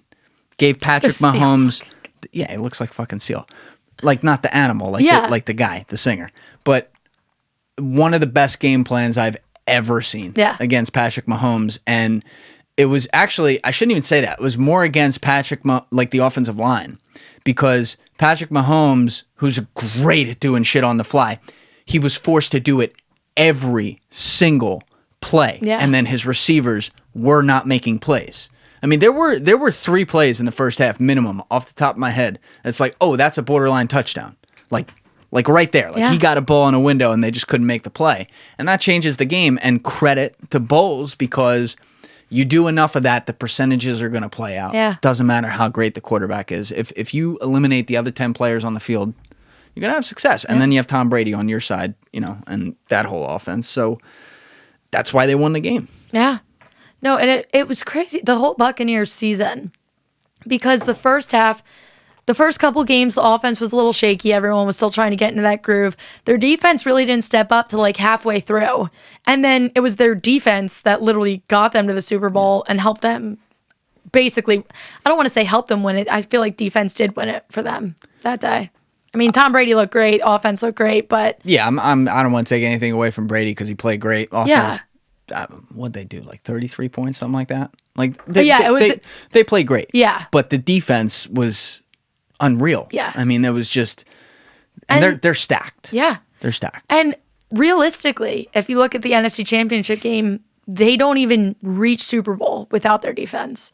Tom Brady played like shit. And he had 3 interceptions? He played well against, I might be getting these mixed up. He played well against New Orleans in New Orleans. Yes. What was the first game they had? Washington, and Washington almost got the best of them with Taylor Heineke as QB1. Yeah.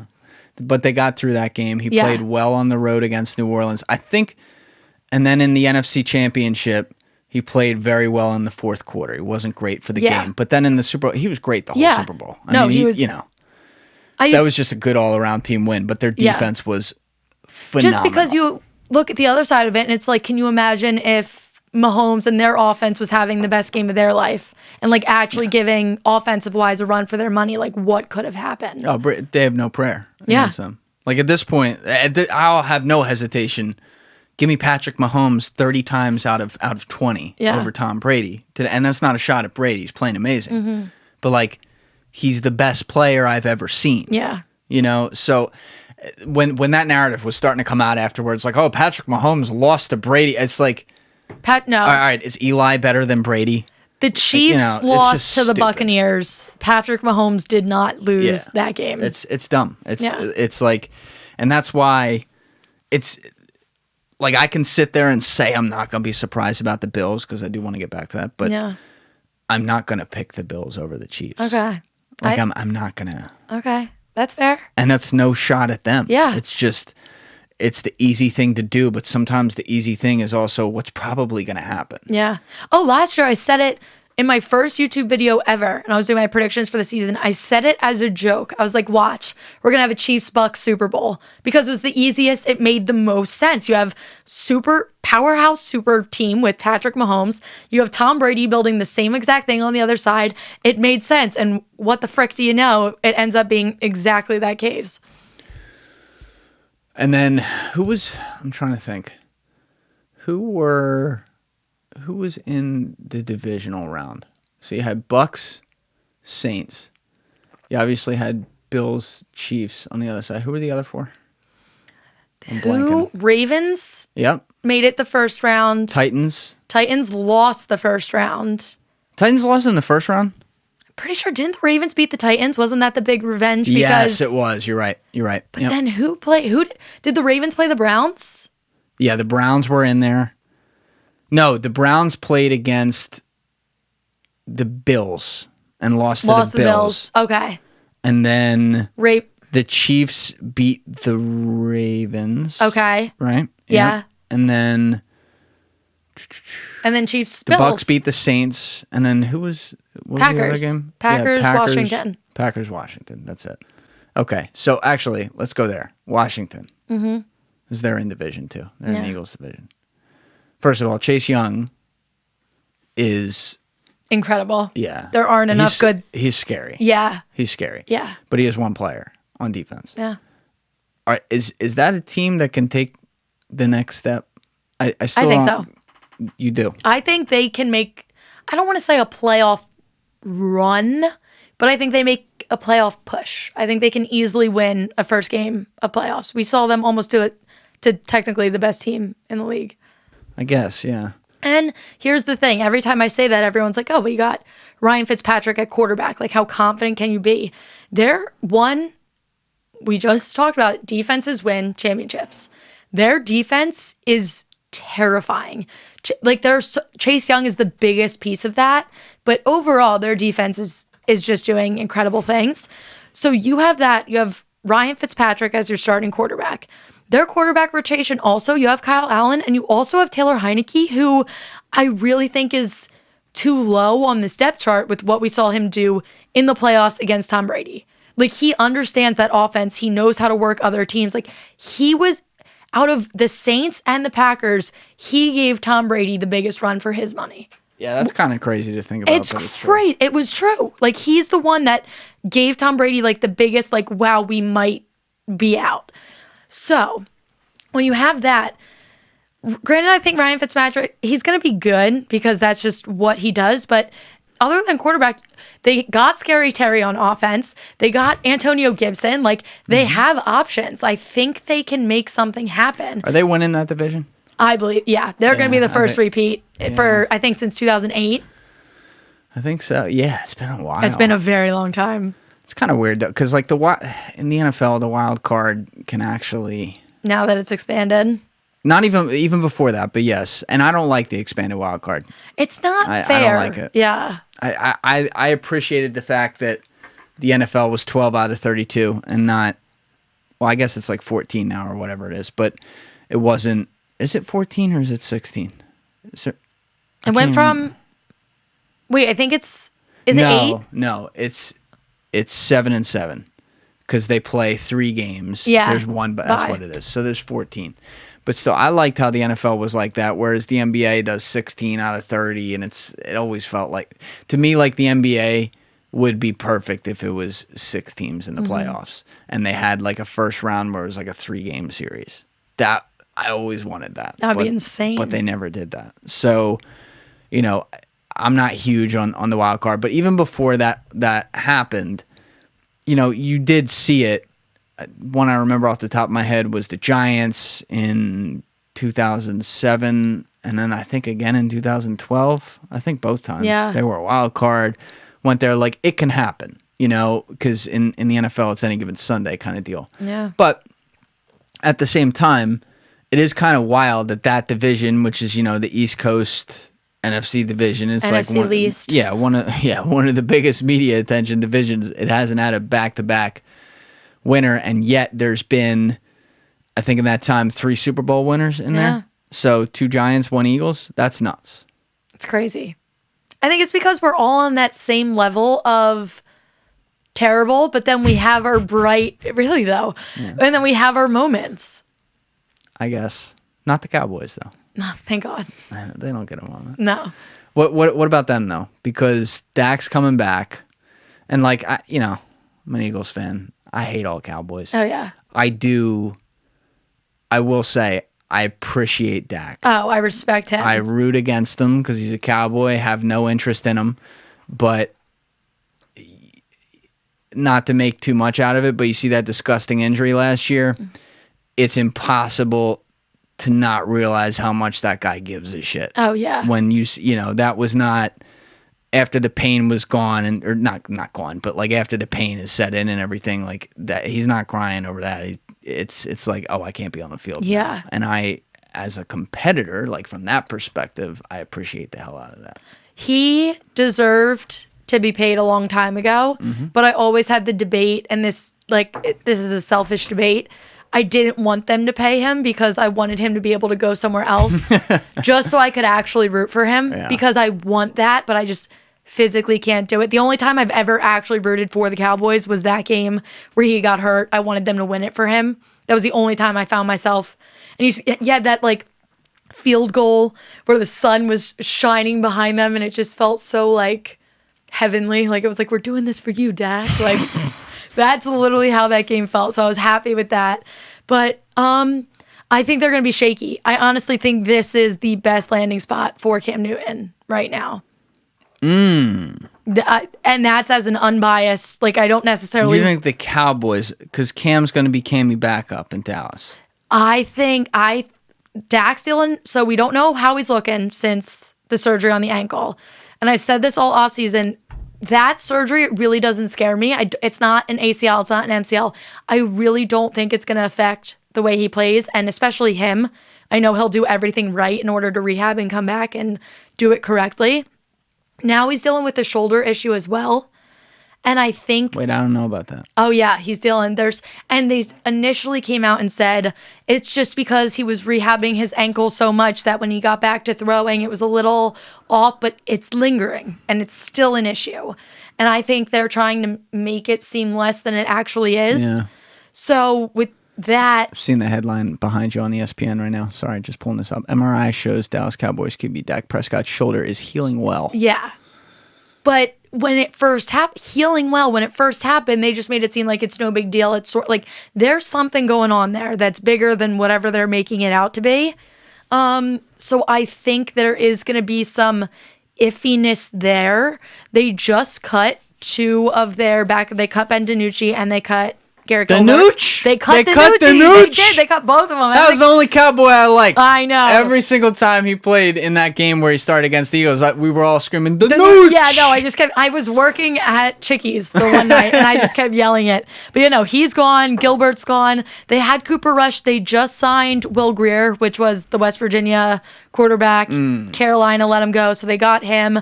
But we all saw that offense when Dak went down. It was painful. It was literally... DiNucci. Yeah, it was... DiNucci. Neither of them stepped up in the way. Andy Dalton was a mess. Like, granted, he got injured, but still. So, yeah, no, I think this is a good landing spot for Cam just because and I don't wish anything bad. I wish a lot bad on the Cowboys. I will never wish anything bad on Dak. I'm nervous that it's not going to be 100%. Yeah, I don't think... Because also, I'll give Jerry Jones credit there for doing the right thing because from a business perspective, it was the wrong move after that injury because you don't know. And you downplayed a little bit. I will tell you, a compound fracture like that, you don't know. Like, guys can come back fine, and he's playing the right kind of position to come back fine. If he were a linebacker, it'd be a different story. But you don't know. That said, Jerry knew he should have paid that motherfucker before that. And so, even though it could have been, it may, hopefully for Dak's sake, it's not. Whatever, which is like weird to say because you root against the Cowboys. I know, it's so weird. Hopefully for his sake, it's not, but it may be a bad business decision, but it was a good moral decision to make. And that will definitely, down the line, be I'm talking 5 years from now, be a very good thing as a proof of concept to point to future players coming that you're looking to sign and stuff like that. Like, hey, we do take care of our own. So I appreciated that they did that, but I'm gonna be curious to see how he comes back from that. Like, I'm not as far along as you are. Whereas like ACL, I wouldn't be worried about that. Really? These days. No, I'm more nervous about his shoulder than I am about the ankle. Yeah, especially if I didn't get to see if it's his throwing shoulder. I know a lot about shoulders. Yeah. That's nothing to fuck with. Yeah, and especially. So if Cam goes to Houston, which I think is the easiest, even though I don't want to take another starting position away from Tyrod Taylor because that just crushes my soul. Tyrod Taylor gets into the weirdest spots, I know. Man. It's really devastating. When he saw Cam Newton was released, he was probably like, are you fucking kidding me? They're not signing Cam Newton. Just because I don't think they want to do well. They're not. There's no reason for them to. They're not signing. But think about it. If Cam goes to and like I said, this is weird because this is totally unbiased because I would never wish anything good on the Cowboys. If you get Cam Newton into that offense, that's a good situation. Like, that's someone that can get you through. I don't think he's still Cam Newton, though. I really don't. I mean, he's look, not. I'm like the world's biggest Cam Newton fan. I loved him in Carolina. He took a beating. He took a beat, and like I know he still physically looks great. You look at him, he looks like a statue of God still. But I keep saying statue of God, it should be like statue of David. Either way. But I don't like. Even last year, he looked decent for the first few games before he got COVID, and then everything went wrong. But I look at him, and it's not. I don't know. I don't get that. He's not the same threat. You don't think he would get that vibe back being in Dallas? Oh, absolutely not in Dallas because he's not going in there as a starter. No shot. I could see it working. But in Houston, definitely not either. Oh, no. Houston, I don't think it's a vibe thing. No, really? I think he's still got it. I mean, you see the guy, he's fucking still typing in Skritnik or whatever the fuck on his stories. That's so iconic that he's stuck with that. He's still that guy. Yeah. It's just like physically, I mean, to me, Cam Newton is a Hall of Famer because of what even though it was a shorter body of work and there was fewer accomplishments, relatively speaking, if you go roll the tape on what he did and some of the rosters he did it with, it's unbelievable. Yeah. It's unbelievable. Now, obviously, he didn't play great in the Super Bowl when they went there, but it's one game of his career. I didn't think he was awful, but, he carried that team there. Yeah. He was a phenomenal player. He's got a cannon arm. He was one of the best rushing quarterbacks in a totally different way of all time. Like, there's no comparison with him and Michael Vick. They're two very different players. But, it adds up. And it was pretty clear. You watched his last season in Carolina. I think the biggest thing, and I don't blame him for this, I don't think he knows this, but he's tentative as fuck in the pocket. I think after you have I can only imagine so many years of just fucking bang. There finally comes a point where your body, I mean, you saw he had multiple compound surgeries on his shoulders. Your body starts to have that flight response and you can't control it. I don't care who you are. So I don't think, like, what does that do for Houston if he goes there? Is Houston going to the Super Bowl? No, they're not. I actually just talked about that in my YouTube video that I posted this morning. On paper, it's a good fit because he would be their best option. Like, I think he would come in and be better than Tyrod Taylor, as much as I hate to say it. But do they want a best option? There's no need for them to go for it because right now they're holding DeShaun Watson on their bench. They're basically playing with a 52-man roster. Is that the weirdest situation you've ever seen? Oh, it's bizarre because they're offering to pay him $10 million still to just be on their roster. Isn't it more than that? $11 million. Is it more than that? Thought last I saw. Talking. Okay. So you're basically paying this guy to sit on your bench, take up space. Like I said, playing with 52 instead of 3. 10.5. Yeah. Okay. Thank you. Okay. Wait, hold on. Back up now. You're going to pay him this to sit and not be able to do anything until everything is settled off the field, already knowing that he doesn't even want to be there. And I think their mindset is, if we do this for you, if you get cleared when all this is done, if you can play again, you should stay here. And I think they're going in with that season that's to me how it seems. Which is, it's messed up. It's really messed up. Also, if they tank, which no NFL team will ever come out and say, we're tanking. Of course not. They're not going to blatantly say it. You have a fan base to uphold. You got people to try and motivate. You have players that would never go out there and blatantly lose a game. Mm-hmm. But as an organization, they go out and they do terrible. DeShaun Watson isn't coming back either, whether it's all the court cases, he's not allowed to play, or if he just, everything's cleared and he wants to play somewhere else. Now you suck and you're going into the draft and you can get a new young guy. There's no reason for them to try and do well this season. It just doesn't. If you would have told me, I mean, I guess based on the information we had back then, if you would have told me when you and I were sitting down 4 months back that there would not be another stitch of news coming out about this and we would be in this holding pattern like we are, I would have said, you're fucking nuts. Me too. I would have thought we would have had guaranteed answers at this point. This whole thing smells, and it was the one thing I could use as like a TikTok whatever, where back when we had that episode where we had like a DeShaun Watson period or series, like 3-parter, where you were talking about the subject matter and how weird it was for you to approach it, especially like as a woman, which I thought, by the way, your take on that, if people haven't heard that, was phenomenal. Thanks. Like, I really, really appreciated that because you don't know. Yeah. And it's like, to me, it's okay to be like, I'm okay not knowing. Yeah. And let's let the facts play out. That's how stuff should be in society. It doesn't make you any less sick to your stomach at what could be. Exactly. That's not the point. It's just like, okay, let's get a trial here. Let's see what's going on. With him, and I had the one theory that I put out as well that is like totally a conspiracy theory. I am not, to be clear on that, that was the whole Mugheletta thing. Yeah. His agent.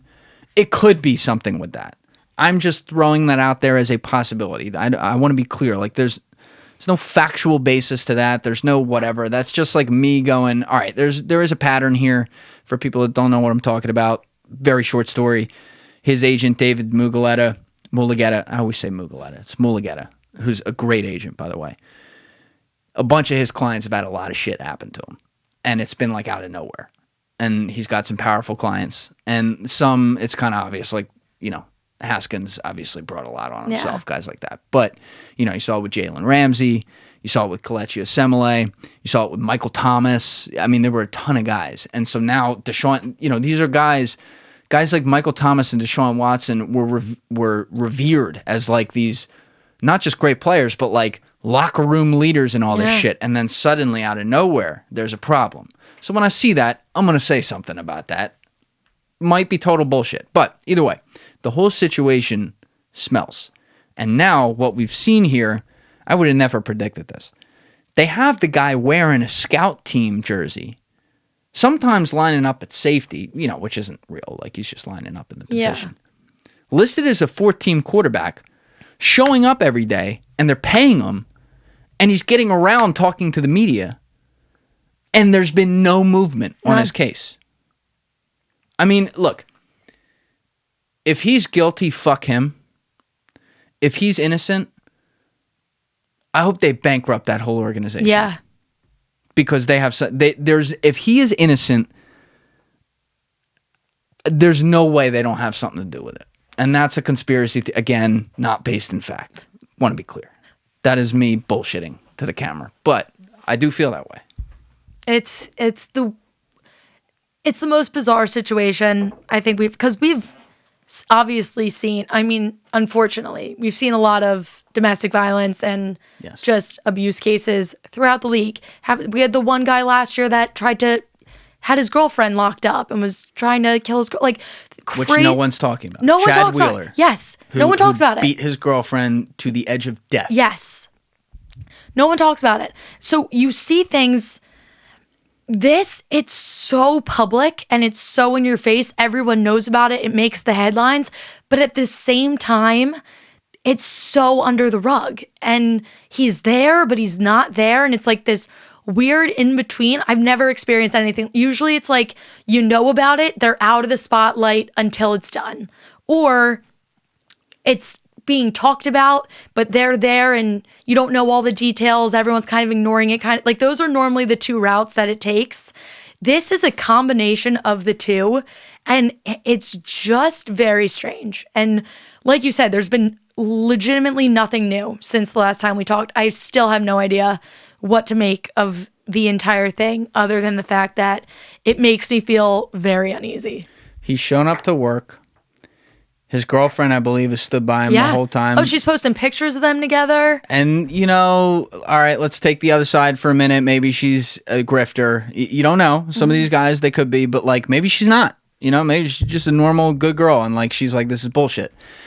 You have also heard zero commentary from teammates, to my knowledge, and from ex-teammates, big names. Yeah. You have not heard J.J. Watt. I was just going to say, I want to hear what J.J. Watt has to say. Okay. The reason I say this is because when these situations happen, the rats, and sometimes this is the right thing because they're fucked up and you need to do it. Yeah. But the rats scatter off the ship and they start going, oh, this guy's a fucking scumbag. And if it's a Darren Sharper, 100%, you're right. Obviously he was, and I'm glad you come out and say something. Wish you would have said something earlier. But there's been none of that. Yeah. There's been even his college coach, Dabo Swinney. Is it Sweeney or Swin? I always say that wrong. I feel like I always say Sweeney, but I don't actually know. Yeah, I say it both ways. And I hear it. It's one of those names you hear a million times, and then you still tell it to yourself wrong. Anyway, he even came out and was like, that is not in his character. I don't know about that. And then actually after you were on here, I had on my buddy Moose, and he was like, he's got an interesting take on everything. But he was like, there's a difference between a predator and a pervert. I was like, oh no. Oh, this is going there. This was 2 minutes into the podcast. I'm like, oh, we're going there. But all right. I want to be careful how I restate it. But he's like, I think, I gotta go back and look, but I think he was saying, I feel like he's just a pervert. And I'm like, maybe he is, because the other thing that we didn't talk about is the accusations are all coming from massage therapists. And you and I both know the massage therapy game is a, notorious. It's a wink, wink. Yeah. Here's hooker, here's $2 hooker. 2 steps up is a massage therapist. Yeah. That kind of thing. So sometimes, and this doesn't make it right at all. I'm just saying, there's this. Oh, that's what happens there. Yeah. So I could see somebody being like, oh, we're not. Okay, all right, yeah. You know what I mean? Yeah. And not being like, oh, Harvey Weinstein. Yeah. You know what I mean? Yeah. And again, still would be a problem, still something that you have to make some sort of example out of, but that is a big difference between this guy forcing himself on me, that kind of thing. So it gets a little dangerous when you talk about that, but the silence is deafening. Yeah. And I don't know what to think anymore. And again, I'm a huge fan of his prior to this whole thing, so I'm rooting for this to be... It's weird because I'm rooting for it to be he's totally innocent, but I also think the damage of him being innocent is going to be brutal. Yeah. Oh, I don't think he's going to have an easy comeback if it does come out that either way, if it comes out where he is guilty and he has to pay his time, it sucks and it's brutal and you get him out of the league and he pays his time and he does what he has to do. If he's innocent, I still think... Just because of the timeline of how it all happened, where he was in this uncertainty period with the Texans, looking for a new team, you're going to have some teams that might... I mean, I say that, though, but there are still teams that are still going out and trying to get him right now, even with all this going on. So, how real do you think that is? I think there's definite interest. I think teams are definitely considering it, and I think everyone's kind of keeping the talk going just in case it all comes out that he's cleared and he can play, so let's snag him now kind of thing. I don't think anyone would or should go out and do anything right now because the Texans, they're asking for 3 firsts and 2 seconds. Even now, with everything going on, that's giving up so much for a giant question mark. Do you think the Eagles are in on it? I think they're in conversations. I think they're definitely asking questions. Same thing, the Dolphins are the ones that made like the big headlines literally this week. They were like, they're talking about it, they're going for it, they want to make it happen. To the point where I was getting so many notifications, I legit thought the trade was going to happen in like 24 hours, and it didn't. It blew over, and I haven't heard anything about it this week. So I definitely think people are talking and doing their due diligence and asking questions. A lot of questions that maybe we're not getting to see in the media because, like you said, it's been silent. I don't think anyone's actually going to go out and make the move and make it happen until more is known. That's how I feel at this point because I feel like we've heard so many false trigger alerts. Yeah. Like, oh, it's imminent. Like there was one like 3-4 weeks ago with the Eagles. Like it's been an open secret that like it's happening. If it did happen though, while this is all still quiet, I'd be 99% sure he's innocent. Because the thing about the NFL is that, you know, they fucked up the Ray Rice situation badly.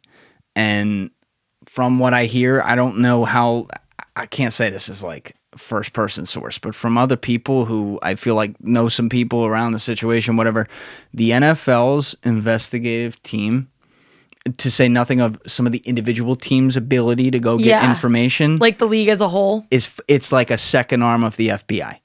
So and it probably depends organization to organization. Like if the Eagles traded for him, I'd be pretty damn certain he's innocent. Yeah. Because like the Eagles notoriously, I don't know if notoriously is the word, but like they don't fuck around. Yeah. Like their guys, Big Dom, he's got a lot of guys. There's a lot of guys of a lot of guys of a lot of guys, and like they know what's up. And there's been a lot of stories that have been kept under wraps under the years. Not to say that like none of the ones I heard were anywhere near that. Like I think they'd let a guy fry if something like that happened. Yeah. But it also works the other way of they know how to put people out and go get information. And you know, some of that is speaking out of my ass with it, but I do believe that. Like when I hear some of these people explain like, well, they got this guy on the payroll, they got that guy, they do consulting work with this guy. I'm like, okay, well, these people aren't doing nothing. These are people who worked in the government and shit like that.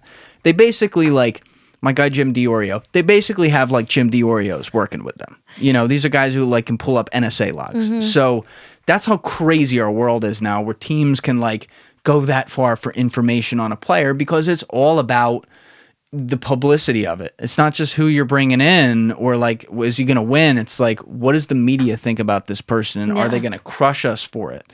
So if someone did trade for him, say in the next like month or two, I'd be like, oh damn, he is probably innocent. Like it's going to be hard for whatever. But I haven't seen it happen, and I've seen a lot of false flags on it. So I feel like it's not gonna.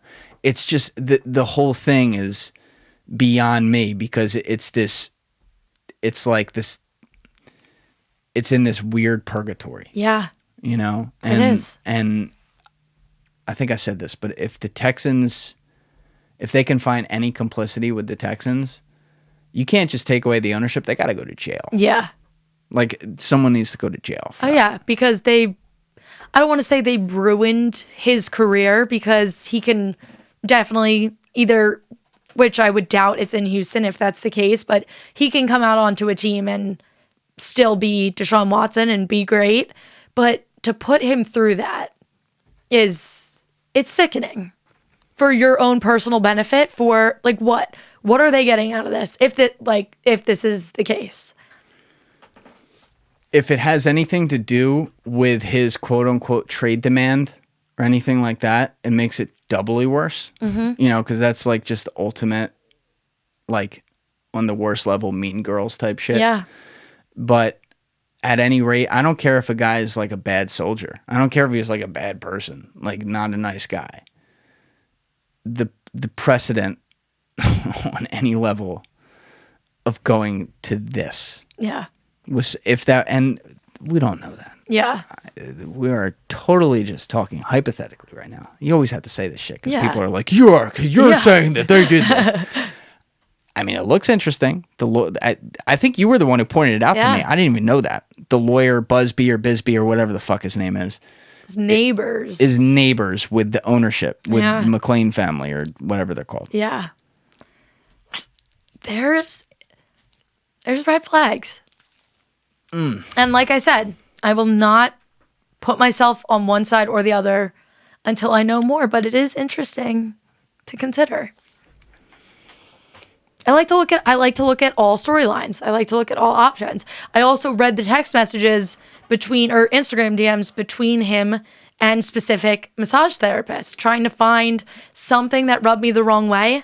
And the one thing he said, he was like, "Are you comfortable massaging the glute area?" Which is, it's kind of weird. It's kind of weird, but at the same time, you're a professional athlete. He asked, and it's not like he was like, "Are you comfortable just touching me?" Like he was like using professional terms. And so like to me, I was like, this doesn't scream anything terrible. And like, you don't know what happens behind closed doors, but if that's how he's communicating with them on social media, you just don't know. So there's a lot of things I've done. I spent way too much time thinking about this and trying to figure it out. But right now it's just a waiting game, unfortunately. The Texans have always rubbed me the wrong way. So like in a weird sadistic way, like if he's cleared, it's going to be, guess who's going to jail tonight? Guess who's going to jail tonight? The whole fucking ownership team. It's going to be one of those. Like I'm going to be calling for it because if it is that, I'm going to really start to think that. Yeah. So I don't know. That would be the biggest scandal in league history and it wouldn't be close. Oh, 100. Yeah. And I don't know. I'm like here for the drama. I'm here for that. I'm here for that if that happens. I know. But I don't know. Like the way it looks to me right now, he is not going to play this year. No. And things can change in an instant with this stuff. Shit can just come out or like suddenly be like, oh, we're dropping the investigation, whatever. But it feels like, I thought some people were crazy for saying this back when we were talking. They're like, he's not going to play the next 2 seasons. It actually feels like that's a possibility. It definitely, it does. With how slow things are moving, I thought by now we would have known something. Anything. Even if it wasn't something solidified, I thought something new would have come out of it. We would have heard from the NFL. We would have heard from a lawyer. We would have heard from one of the women. We would have heard more from him, the girlfriend, a teammate, something. We've heard nothing. So it is making me a little nervous, but like you said, we just need one break to kind of get a feel for which direction this is going. So we'll see. The other thing, and he's got Rusty Hardin as an attorney, who's like one of the best defense attorneys in the country. So I'm sure he is choreographing everything he's allowed and not allowed to do, and he should listen to his lawyer. Yeah. But I don't know. The way I look at this stuff is, yes, people can find a way to twist your words, and there's always a danger that when you tell the truth, it will not be taken as that. It will be taken out of context, so you always have to be cognizant of that. Like, I wasn't born yesterday. I get that. But he's not talking to the media at all. And there's like weird ways he's like getting around it. Yeah. And the team's like allowing it to, it's weird. If you got nothing to hide. He said something to him one day. Yeah, he did. And it was like walking off the field. Yeah. He's like, man, you guys got nothing else to do. Or yeah. something. Like, he was like, it's the same thing every day. Yeah. So that's not talking to the media. No. I've never been an NFL quarterback. I've never been a guy. Really? Yeah, no, believe it or not. There are some people at college that was pretty sure I was a backup quarterback. So anyway, that's neither here nor there. But other than that, it's I have never been in that type of position. But if there's ever been a time in your life, obviously it was something way less serious than this, where like you didn't do something or something like that, you don't have to worry about lying. You're just like, what the fuck? Like, I didn't do shit. Ask me whatever you want. And there's a confidence there because you're not like, well, what am I not saying or whatever. Yeah.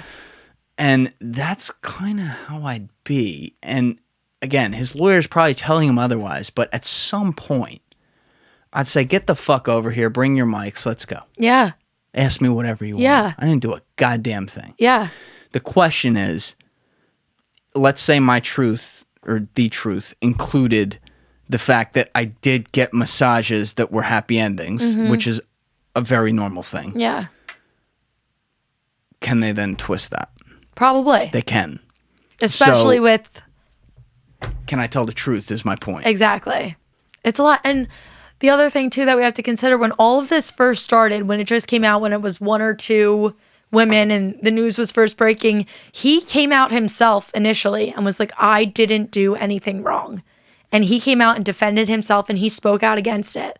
That was a text. Yeah. Though. Yeah. That's not what I'm talking about. It was like, I think it was Twitter. He was like tweeting and he was like, that doesn't count. no, it doesn't count, but he came out and like tried to get around it. Not get around it, get in front of it, I should say.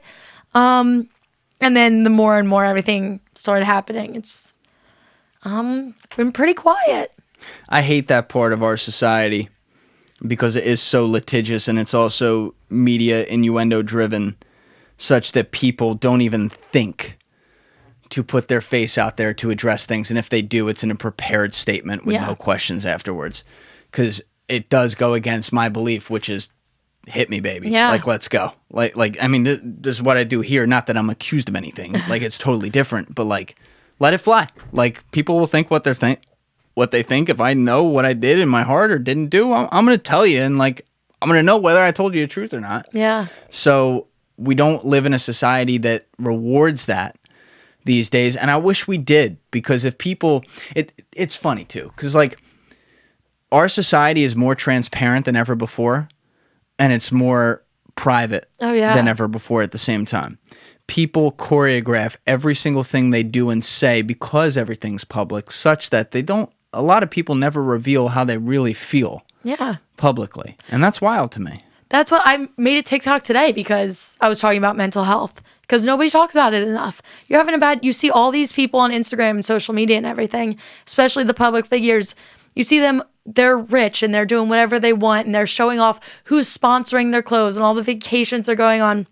And everyone just thinks that that's the normal life and the normal standard that everybody kind of has to live up to. And that isn't the case. That's why one of my favorite, and this is totally off football, but one of my favorite YouTubers, Emma Chamberlain, she vlogs. Oh, she's awesome. She's incredible. Yeah. The most like vulnerable person I've ever watched. And I just wish everybody could kind of take, even if, because like I look nice for social media. I go through and I pick the pictures I want to post. Like I'm guilty of it. But then I also try and say like, I'm not perfect. Like I literally posted today and I was like, I'm having a terrible week. Like things are tough sometimes. Like I'm drained. And I try and show everyone that like, just because I smile on YouTube all the time doesn't mean that everything's just perfect. Because nobody should have to live up to that standard. And that's athletes, influencers, act like that's what everyone's trying to portray. And even like the TikTokers now that aren't totally famous but have a big following, that's the vibe that we're all putting out. So it's definitely a weird situation that we're moving in because you do feel like you see everything, but it's through a very small lens.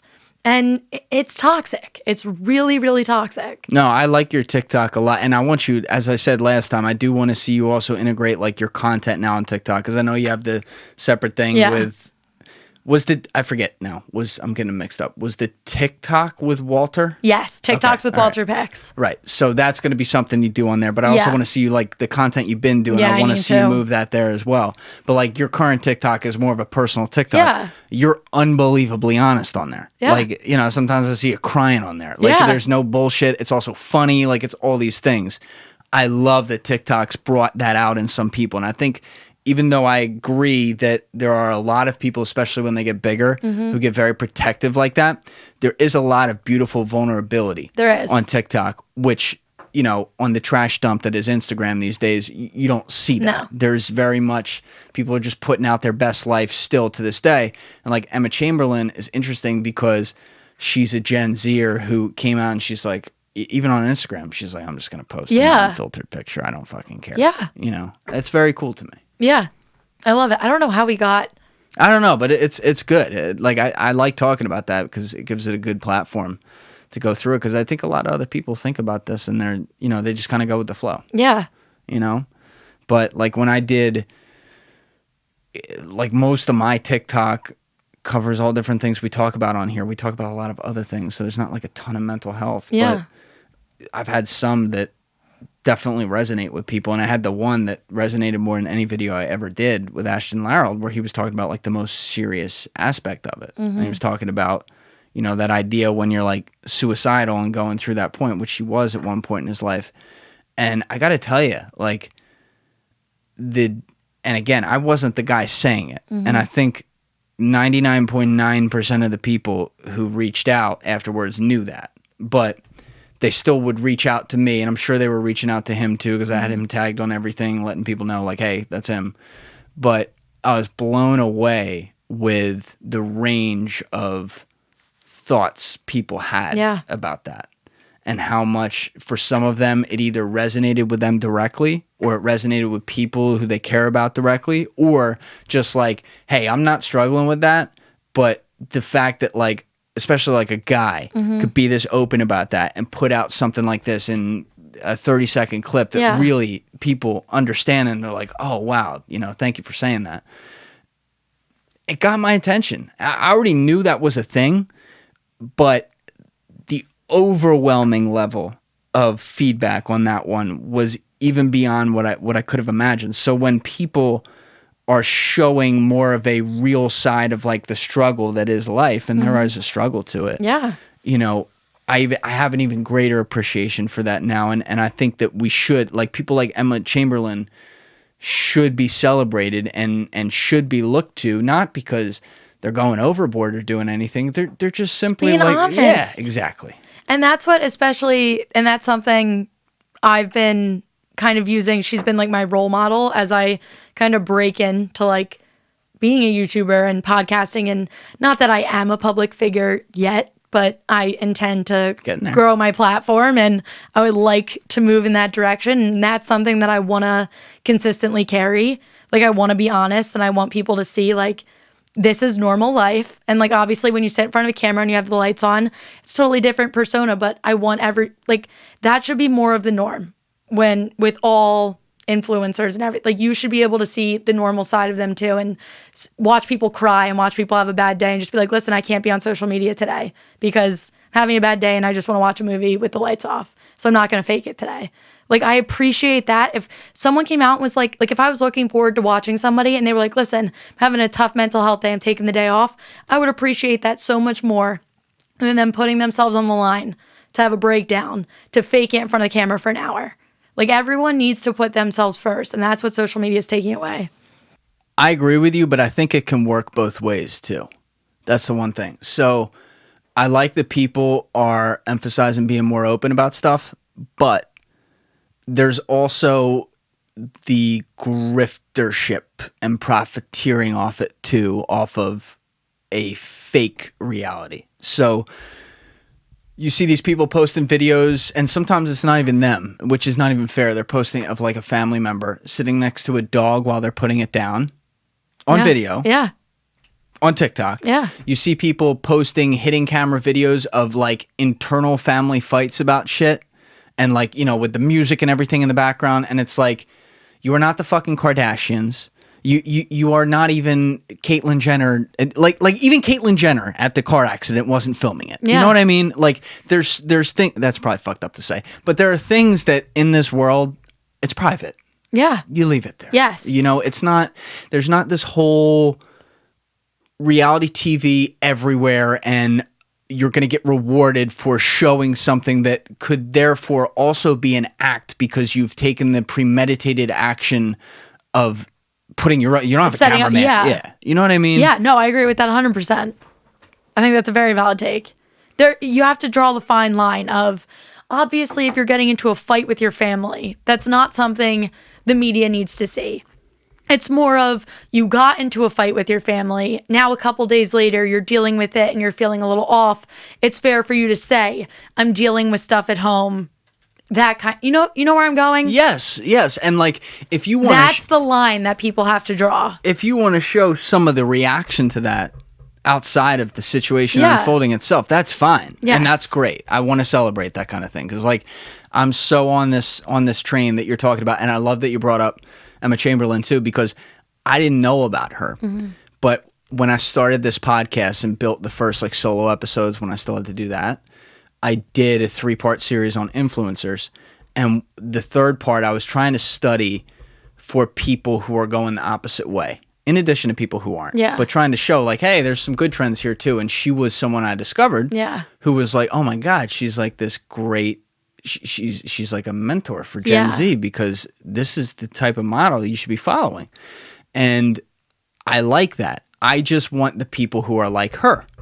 I want the people who do it the right way. And as far as I know, that's how she does it. Yeah. And so, it's like a fine line there, but the world of the avocado toast and this whole bullshit, like, I'm going to be honest. I go back and I look at my Instagram before I went into podcasting and I just post that. But like, there's a lot of posts that, I mean, I put them all out for myself, but why? Yeah. You know what I mean? I'm like, I look at it, I'm like, what the fuck? Like, why not post what would have been a Snap story? Yeah. You know what I mean? Yeah. Like this whole, like, let's have fun. That's what I liked about Snap stories as opposed to Instagram stories where people just drag on the whole Instagram vibe of let's be perfect. I guess we're all kind of socially dragged down to it, but I have some hope that there's a crack in that foundation now. Yeah, no, I agree. I think I do think TikTok is honestly that bridge, because Snapchat I feel like is so just in the moment, whatever's happening is happening. That's what you post on Snapchat. Instagram is the most toxic, where everyone's just trying to create this perfect image. TikTok is kind of like that in between, and I think there are obviously going to be extremes. Like not one platform is just going to be totally perfect, but I do think you see a lot of just like that raw things that are happening, real personalities, real life on TikTok, which is good. Yeah, it's kind of sad to me, like with Snapchat, because I was a day one Snapchat guy. Love Snapchat. I remember the day Snapchat like blew up, and I made and unfortunately I still have that username because they don't let you change it. What's your username? Oh, it's jcoops with with a 0 instead of an O and a Z. So yeah, it's fun. Yeah, well, it's like kind of sad to me because I noticed when the pandemic happened, I could kind of tell the first 3 months Snapchat engagement, and I would have thought the opposite. It fell off a cliff. Yeah. And I was like, it went from, like, I looked at Snapchat as a very personal way also to keep in touch with a lot of people who, like, you're in different parts of your life and in different places, but now, you're doing separate things, and maybe right now you don't have a lot of time to talk, but, like, you can do a quick personal, like, funny thing, or you know what I mean? And then that stopped, and it went from, I'm sending 50 snaps a day to, and maybe part of it was I got busy, but some days I don't send any. Yeah. And like the stories are also a lot less. And then I got to look at Instagram stories, which I'm sorry, people, they suck. Like I wouldn't even post them if I didn't have a podcast. It's annoying to me. Yeah. You know what I mean? No, I think the reason Snapchat probably fell off is because it's kind of like what you do in the moment when you're out doing things. Like I know I'm guilty. I'm a drunk Snapchat story poster. I'm terrible. I'm actually horrendous. Oh yeah. So I think now everyone's stuck inside. You're kind of doing your own thing. You went down to like this small bubble, like talking to really the only people that you actually want to talk to, because it's not like you're running into people. You're not seeing anybody. So I think that's why Snapchat probably took the hit that it did. The funny thing is though, they have gained and this dates back to before the pandemic too, but because like you're right on the cutoff. You're Gen Z, but like the very top of Gen Z, right? Like barely. I think it's 97. I was born 98. Right. So the heart of Gen Z, like the people born 2000, 2001, 2002, 2003, they're all over Snapchat, like to this day. Oh, they all have like hundreds of streaks. And it's like the first thing they do in the morning, they send it throughout the day so they make sure they, like, it's their priority. I had my 11-year-old cousin snap me the other day and was like, streaks? And I was like, I love you. No. I was like, we're not. If I have a Snapchat streak, it's because it's an accident and I'm talking to a specific person for multiple days just because they're my friend and I want to. I would never go out of my way to just put this number next to someone that I barely even know just because. It's like such a weird concept to me. Yeah, I have a thought about that. I'm going to tell you off camera, though, so just remind me. Okay. Yeah, I don't want to tell that one on camera. Okay. But yes, 100%. That is how it is. And like it's like this weird age cutoff. And like credit to them because they figured out that that's where their demographic is. And they've rebuilt their stock through that. So obviously they've done a great job. But yeah, like I find myself, I probably watch like every Snap story I have because there's like fucking 15 in there. Yeah. You know, whereas on Instagram, I don't even... I mean, I'm not gonna lie. I don't watch that shit. No. I click through like late at night just to like, all right, let's keep me in good graces with the algorithm. And it's like there's a million of them. And then like if I stop to look at one, I'm like, what? There's nothing. You know, people are reposting a post or something. You know what I mean? It's not.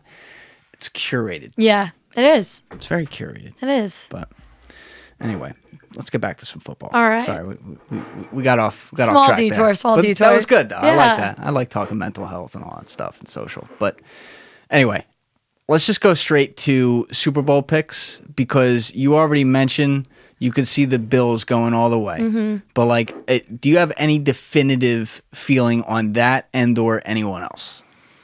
I have this gut feeling that the Bills are going to the Super Bowl. Like I would be shocked if they don't. Winning it, I don't know. Winning it is up in the air, but I see them. I think it's in LA. I think it's in SoFi Stadium. I see them there.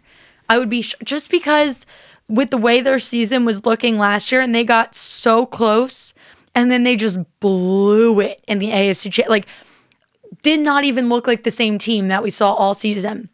And if they showed up that day and looked like how they did regular season and the rest of the playoffs, they give the Chiefs the best run for their money out of anybody in the AFC. Like I think they're going to be the ones to do it. What about the Ravens? Ravens, I think, are in a weird in between. I don't think they're going to be bad, but I don't think they're going to be that powerhouse that they were 2 years ago. They got that weird... They should have easily made it to the Super Bowl, but they got knocked out by the Titans round one. Yeah, that was a prototypical trap game 101. Yes, that was... It was... I remember just... I feel like I was more sad that season for how the Ravens season ended than the Eagles season ended. And like, that's my team. But like, I was rooting so hard and I was so excited for the Ravens. Like, it broke me. I was heartbroken for them. I think that was the same season. Was that the same year that we lost to the Seahawks in the first round of playoffs? Yes. Yeah, right? Mm-hmm. They had basically the same effect on me, which is crazy. But now they were also riding like that, kind of like our Super Bowl year. Like that brotherhood, like that vibe, they were riding on that. Yeah, they had the big trust thing. Yes, and then Mark Ingram isn't there anymore. He's now in Houston. Their run game... He's in Houston? He's in Houston. I didn't even know that. Yeah, and I'm pretty sure Philip Lindsay's in Houston too. Oh, the poor guy. I know. He just got sent. That's not even purgatory. No, it's bad. That's just where football goes to end. I'm pretty sure, Google real quick, I'm pretty sure Philip Lindsay, which makes me really sad because he's great. Mark Ingram, I mean, he's fallen off, but I still love him. I still root for him. He's a running back. Yeah. Yep, Texans. Yeah, like that's sad. But whatever. Ravens, they just lost J.K. Dobbins out for the whole season. He was set to have an explosive year, be like their star running back. You obviously are going to have a run game with Lamar Jackson as your quarterback. That's a given.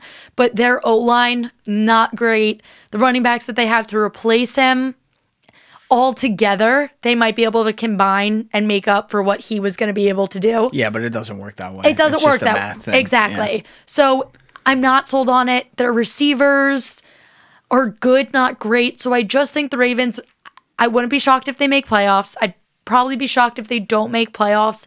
But I just can't see them beating some of the other teams in the AFC.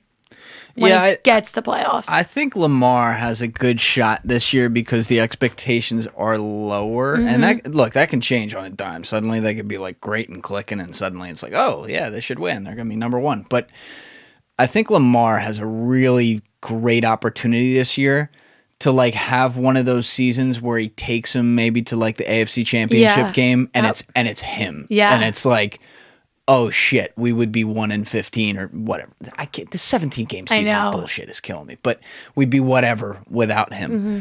It is a good opportunity because I still think he's not getting the respect he deserves. He's not. And I felt like, obviously it's pretty hard to follow up a perfect MVP season with another season like at that level.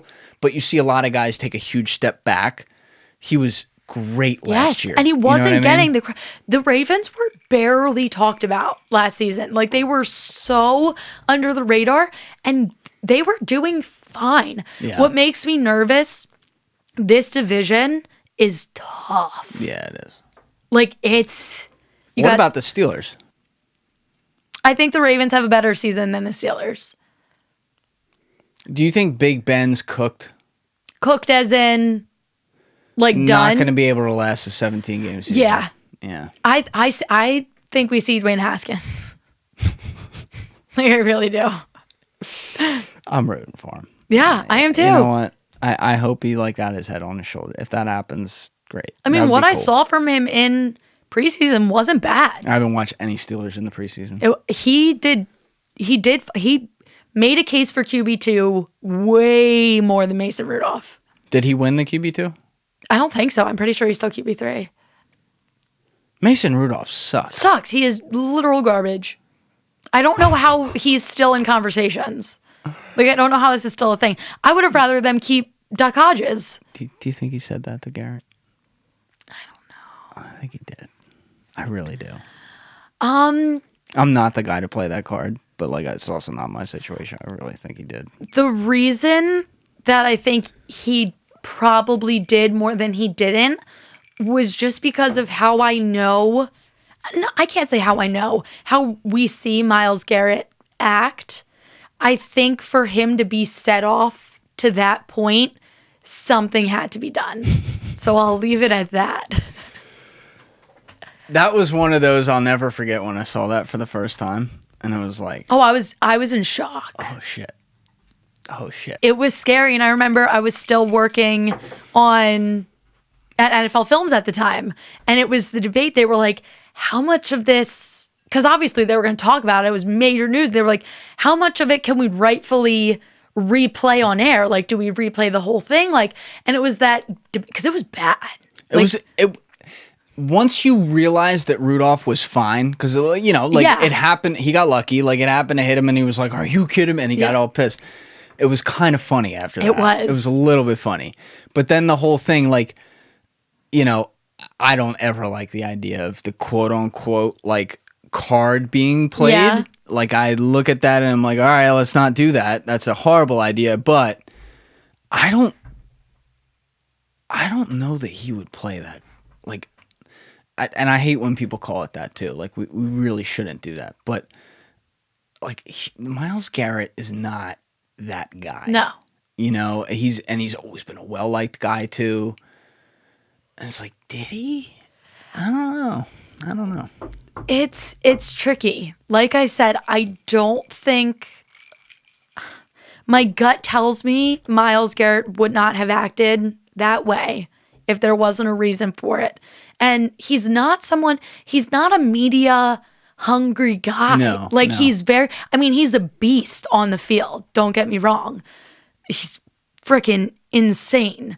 But he's not someone that's attention hungry. He's not someone that's looking for the spotlight. So for him to react the way he did and then to go on and say it and be like, this is what happened, it makes me think more likely than not, but I think it's also possible, by the way. I should have said this out front. I think it's also possible that in a heated moment like that, with it's on a football field in the NFL, there's a lot of noise going on. I think it's possible, and I would believe this, that he heard something and thought it was that. I think that's because I also don't want I think it's dangerous to immediately, and I probably just did it, so sorry, but that's the doers talking. It's not the greatest to assume that somebody like Mason Rudolph would say that, especially someone who plays in the NFL or plays in any of the professional sports leagues, who chances are has spent their entire life around every culture. Yeah. You know what I mean? Not to say that guys haven't. We've seen it. I mean, in this town, we've seen it a couple times, but you know what I mean? Yeah. It's... When Riley Cooper said it, it sounded like, all right, he's been saying that his whole life. Whereas maybe Rudolph has, but maybe there is a misunderstanding there too, because he did, to his credit, he took that highly personally, and he did address it directly, verbally, in the media. Like, this is he addressed it by type when it first came out, and then immediately was talking with them too. Like, this is crazy. I would never say that. Like, guys have lied before. Yeah. But I don't know. That whole thing was just like a mess to me. I think the scenario that you just put out about maybe he heard it and either assumed or thought that it came from Rudolph, and that's how everything came. That does make perfect sense to me. And I think it totally could have played out that way. But I don't know. It's a tough situation. It's weird. It was 2 years ago now, but it's not. I know. It's this not water under the bridge situation. He's still there, though. They're both still there. He does suck. He's terrible. Good. He's not good. So if Haskins can play a little bit, he should be QB2. Yes. But, it's also Mike Tomlin, and I like Mike Tomlin. I think if Mike Tomlin wants to play some hardball, that's a good guy to play some hardball with, That's what I said. If anyone I think is going to be able to bring the best out of Dwayne Haskins and work with him to get him to that point, I fully believe it would be Mike Tomlin. He's not going to take any shit from Haskins. No, I do envy the Steelers a lot as an organization, because I think they've had like 3 coaches in the last 50 years or something. It's insane. And they're all great. Yeah. And they all get results. They've all won Super Bowls. And, you even saw the Steelers, they've kind of been in this lullish period now as Ben got older for maybe the last 6-7 years. Mm-hmm. But they still managed to be there. Yeah. They're still in the conversation a lot. They've been in the playoffs a lot. I think he had a line where after the game with Chase Young where he's like, I hope we are never fucking bad enough to be high enough to draft you. Yes. You know what I mean? And they haven't been. So I'm really how he navigates now, and I fully expect the Steelers to let him navigate through it based on their history. How he navigates moving on from Ben into whatever the next era is going to be really interesting to me, because if I feel like there's somebody who can pull off all right, we're going to do that now without missing the playoffs, it could be him. He's never had a losing season. He hasn't. Never. They were 8-8 once, right? Yeah, but he's never had a losing record. That's amazing. Yeah. He does not. I don't think Mike Tomlin gets the love. He doesn't. He should get. He really does. He might be one of my all-time coach, incredible, just as a person, the way he handles him, because he is that perfect. He's exactly what you want in a coach, because he's that perfect. He's tough. You don't want to mess with him, but he loves the game, and he would do, and he even, while Mason Rudolph was giving his, when he was talking about it, Mike Tomlin was there by his side the whole time with that, and race is an issue in that situation, and he stood by him and was there for which is another thing in his defense, by the way. Exactly. I don't think Mike Tomlin would have done that. No. If Mike Tomlin had any inkling that maybe he would have went that direction, I don't think he would have sat there with him, but he did. So he had his back. So to just be that much of a stand-up guy to where your players are probably scared to screw you over, but no, at the end of the day, you would be there for them. You would ride for them. That's special. He's had some interesting ones over the years, too. He's had some very interesting situations, and I feel like you want this coach in the NFL who's a leader of men. And we were talking about that with Anthony Lynn last time, because he is. Yes. Anthony Lynn didn't have the ability to totally pull himself off a play call. Yeah. That was his downfall. If he could have just been I'm going to be the leader of men here and be the CEO of the organization and not also the COO, I think he'd be the coach there. Probably. And I think they'd be great. But Tomlin, I think he's done some defensive play calling. I think so. Some, but not a lot, because he had Dick LeBeau for a lot of years. He's a real he's the CEO. Yeah. And so they've had a lot of, even through some weird situations, whether it be the Mason Rudolph situation, or when there was the whole Kaepernick thing, and then he had, what's his name, Alejandro Villanueva or something. You said that much better than I could have. It's Alessandro or Alejandro, one of them. But he was the lineman who was, I believe he was from Army, not Navy. I think he was from Army. Either way, he was a serviceman. He was the team stayed in. He went out and held his hand on his heart and everything. And Tomlin was like, yo, that's cool. You know what I mean? Yeah. Like, he has a very good way of being Switzerland on a lot of things. And I don't know. I've always had a lot of, we won a Super Bowl in Philly, and I'm thankful for that with Doug Peterson. And, like, we had a lot of stability with Andy Reid. But I always kind of had a lot of envy for the Mike Tomlin Steelers. I always wondered if, like, Mike Tomlin were in Philly, what that would look like. He would be a great Philly coach because he's not someone, he wouldn't let the fans get to him. He wouldn't let the noise get to him.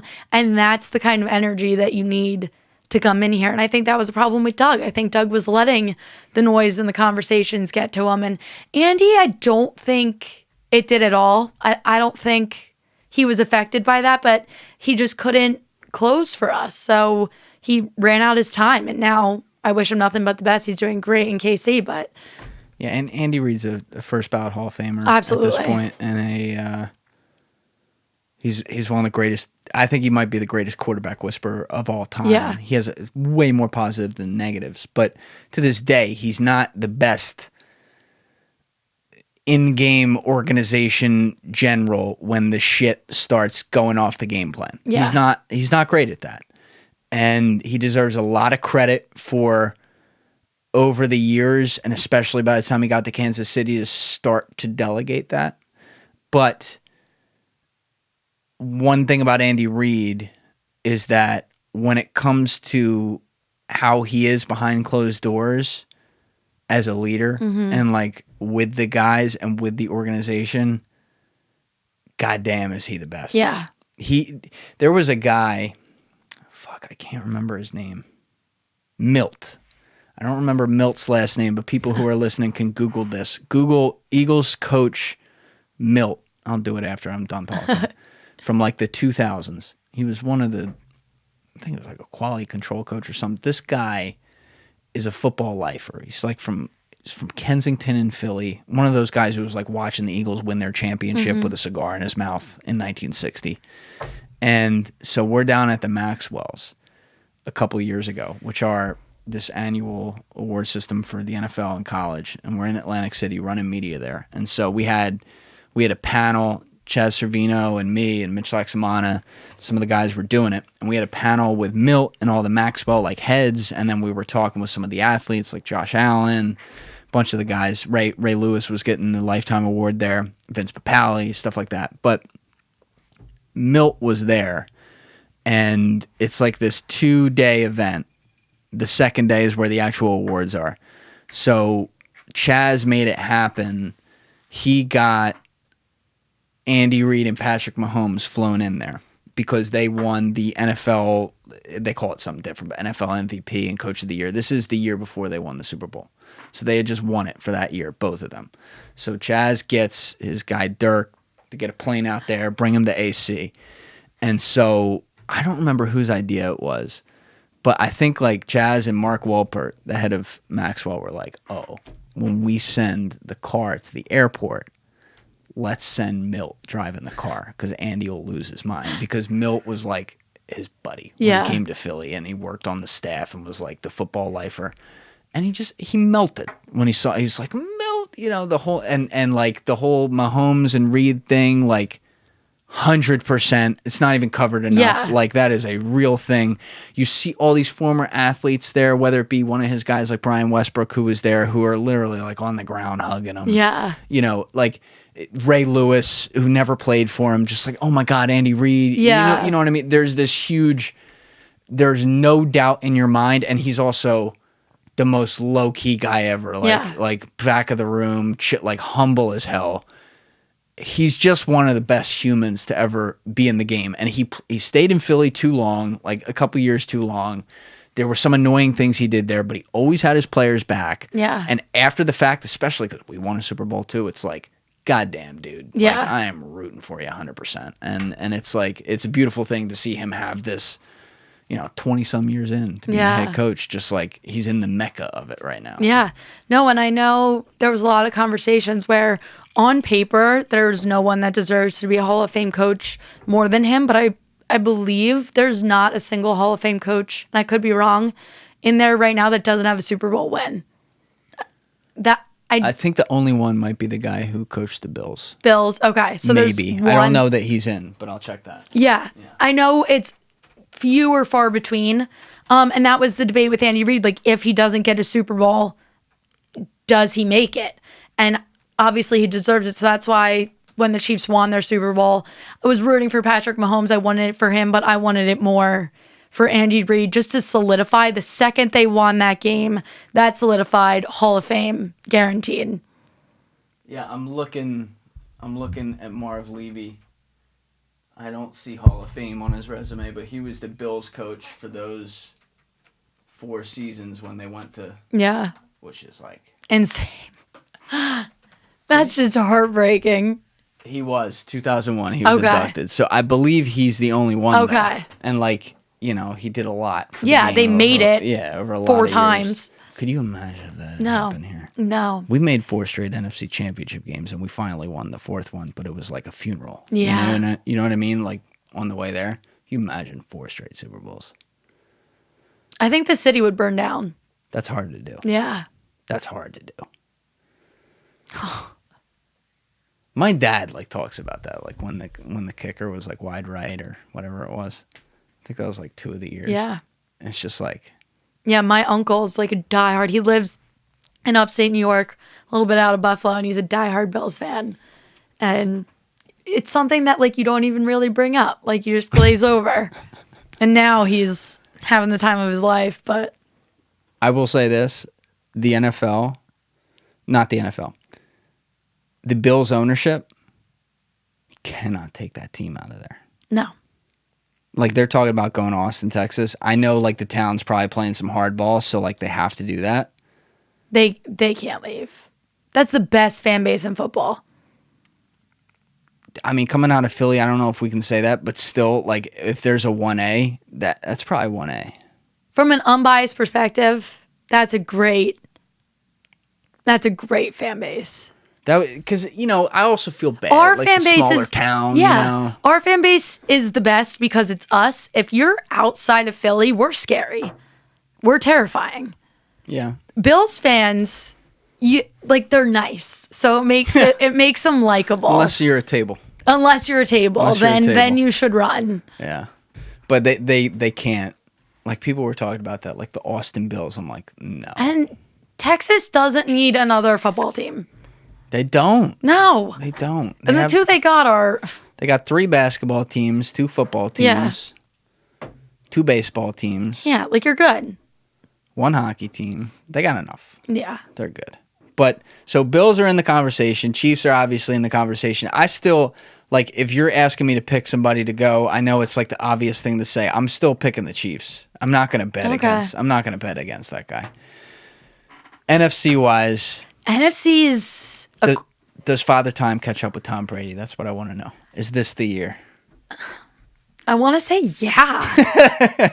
I want to say, just because it feels way too good to be true for everyone to come back and for you to just waltz your way back in and just like that doesn't happen. Like any given Sunday, you never know what's going to happen. You never know who's going to come out and have a breakout season.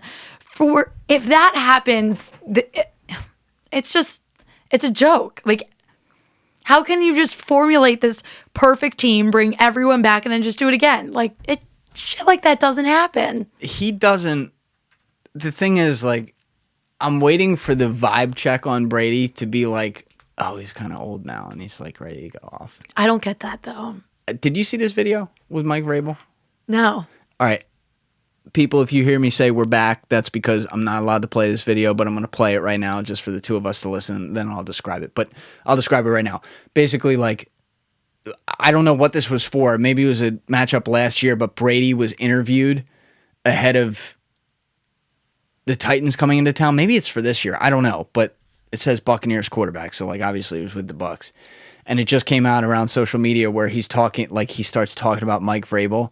And, like, he's dead serious, and he's, like, he's really sad. He's old and he's fat, and like, he's really lost his fastball. You hate to see it, but, like, he was always a dick. He played for Ohio. Yeah, I'm going to play it right now. But if you hear me say right back, it's because we're not allowed to play this, but I'm going to go ahead. The Tennessee Titans are in town, coached by Mike Vrabel. who played with Tom Brady for 8 seasons. Mike's kind of an ass if you get to know him. He went to Ohio State. You know, obviously I don't like him. It'll buy you another day. Go as hard as you can. It'll buy you another day. Don't earn the right to be here. There's a healthy competition between us, obviously, even though he's kind of fat and out of shape now. You know, physically, he's really declined to a pretty sad state. You see the crossed arms and everything? Shut up. All right, if you guys didn't see that, we're back now. But either way, like, he's dead serious. Oh, he meant every word of Everywhere, like, he's a dick. It's great. I love it though. I really do. I like this side of, like, I like that. No, and I know for a fact, I've talked to people players that were drafted going through the draft process. Obviously, I can't name any names, but who talked to Vrabel throughout combine and everything and said he walked in there and just treated it like jail. Like, just dry and brutal and just, like, not, like, it didn't make it, like, they were like, why would I want to, like, come for you? Like, why would I want to come play for you? I could see that role on a lot of guys in the pre-draft process. Yeah. Because, like, you're trying to scare some of these kids. Yes, and I get that. I get that, too. But apparently everyone said, I've heard more often than not that he's a dick. And not like a Mike Tomlin, like, I'm stern, but like everyone just says he's a dick. Mike Vrabel's a dick. And like I don't know him. I love Brady. I'm not going to make any assumptions. He's gotten old and fat. Yeah. It's a real sad state. Like he's really let himself decline. He's dead serious, too. Oh, yeah. He's like, he's not on the TB12 plan. He went to Ohio State. I don't like him. These guys, they take it, you know. This is a rare breed, but like, that's why I'm saying, like, the thing that could hold back a Mahomes is if he doesn't have that. We don't know, because like he doesn't talk about it in public. A lot of guys don't. Brady didn't for a lot of years, but like if he doesn't have that trait, like that trait of like, I'm not content to beat you, I'm gonna destroy you, and you're never gonna try again. I think Mahomes has that. He might not talk about it, but we all saw his face when. Remember in this past Super Bowl when he was like sitting on the ground, he was just like looking and you just see like that was the first time I ever saw him mad. Because I feel like he's always like calm, cool, and collected and motivated. And I don't want to say I saw defeat because I don't think he was defeated, but I think he realized it was over and he was pissed. Yeah, it remains to be seen. I mean, you watch games like what was the one against the Texans a couple years ago? They were down like 28-0 or something like that, or 20 whatever it was, and like they're the thing. Yeah, and it's not. I mean, we saw Brady do it against Atlanta. Yeah, but that's the thing. Brady's like in your face. Brady tells Tyrann Mathieu like I'm gonna kill your family, right? And like you see it on camera. Yeah, Mahomes doesn't really do that, but that doesn't mean that he's not like that. Yeah, you know, you didn't see that. You saw that less with I'm not going to name names, but you saw that less with certain guys who have had that gene over times. Whereas guys like Brady, I'd say a guy like Kobe too, you saw it. Aaron Rodgers is scary. Yeah. Aaron Rodgers has that too. You're right.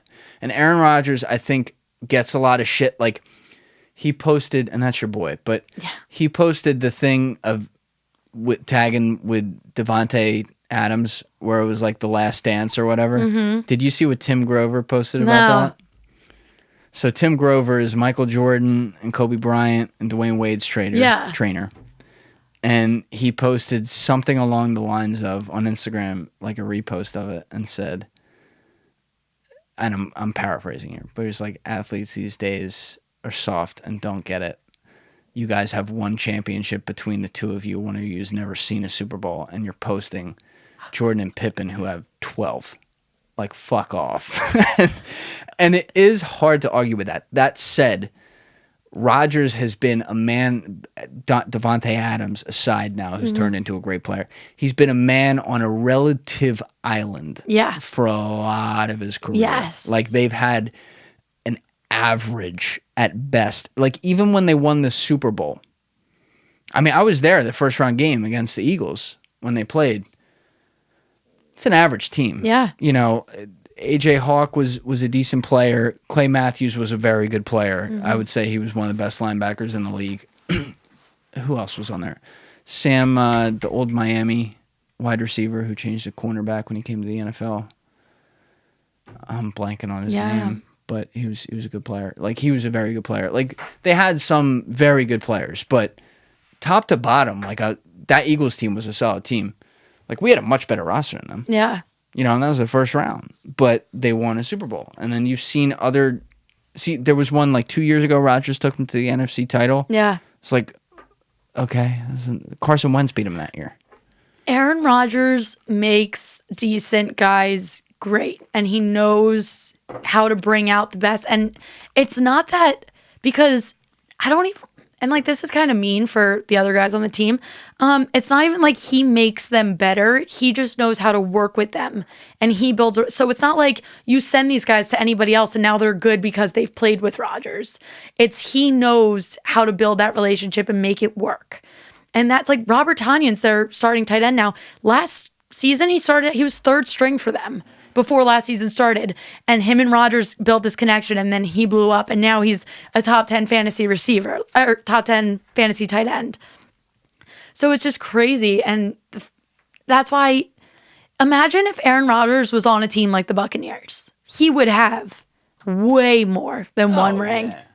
Like, Aaron Rodgers is unbelievable. And that's why I was so pissed at how the Packers have been treating him. And it's not a new thing. They've been screwing him in the draft they've never drafted a first round wide receiver ever. The Packers are a weird franchise. Because they're owned by like the people, basically. They're owned by the people. It's in Green Bay, which none of us would know is on the map. If it wasn't for the Packers. Right. Like, I still don't, like, if you asked me to point to a map that says, show me Green Bay, I'd be pointing to fucking Montana. Yeah. But, you know, he's been a constant. He's been this great player. They've had turnover. They managed to be good because of him. Then they bring in a young coach. There's the question on if they're going to get along that well, but then they go to the NFC Championship his first year, but he also, like, blew it in that game, like, the coach, LaFleur. But this whole offseason, and you and I were talking at, like, the front end of the drama, this whole offseason, it was like, is he even going to come back? And he was playing games on TV, like when he had the whole golf thing with, like, Phil Mickelson and them, and they were asking about it. He's like, I don't know. Maybe I will, maybe I won't. But now he comes back. I don't know if you saw this today, but that was Rodgers on his Instagram story. Yep. You definitely saw that. I definitely saw it. You were the first person to view the story. You get notifications right away. No. It's like Herbert and Rodgers post a story. It's like, I'm in there. It's the lettuce. I love the lettuce. Okay. Well, yeah, he's like hugging Matt LaFleur, which could be an act, but he showed up. Aaron Rodgers, he's a master manipulator, so he's a sneaky bastard. So you never know. Wait, he's a master manipulator? Yeah. Oh my God, did you see the way he handled this offseason? Master manipulator. He wants you to see whatever he wants you to see. Whatever he doesn't want you to know, he'll keep quiet. He knows how to tease and mess with the media. Like what? Like what did he keep quiet? Not like what he kept quiet, but like what he said and what, like when he was playing the golf tournament, when he was like, he could have just been like, oh, like let's, and he's like, no, I don't know if I'm coming back. Maybe I will, maybe I won't. All this stuff with Jeopardy, where literally a couple years ago, he literally came out and said, I don't want to be Brady. I don't know if I can play into my 40s. Now all of a sudden he's like, I'm ready to go. You guys don't want me here. Because you were saying last time that you think he'll be retired. That was your big take that I was like, I don't know in about 2 years. that. I gave him 2 years. Yeah, you're like, he's going to be retired within 2 years. Yeah, I'm and like, now, because he was saying, now he's talking about being a dad. Now all of a sudden it's like he's got this competitive edge again. So I don't know. He's one of those people I literally can't read. And I think that's why I love him. How many years does Stafford have on his contract? 3? Is it 3 years? Okay. We'll go with it. If we're wrong, fact check us. But yeah, I don't know. I could see if Stafford doesn't play well this year. Rodgers goes to LA. And I could see that being a crescendo 5-year career of him just That would be sick. balling. You know, he's a Cali kid. Yeah. He's a San Franish guy, but I could see him. But I could also see if, like, they're not high on Lance this year, if he plays and then isn't that great, they cut their losses, sell him for a couple second rounders or something to somebody who's willing to take a flyer and pull in the hometown. Yeah. I could see that.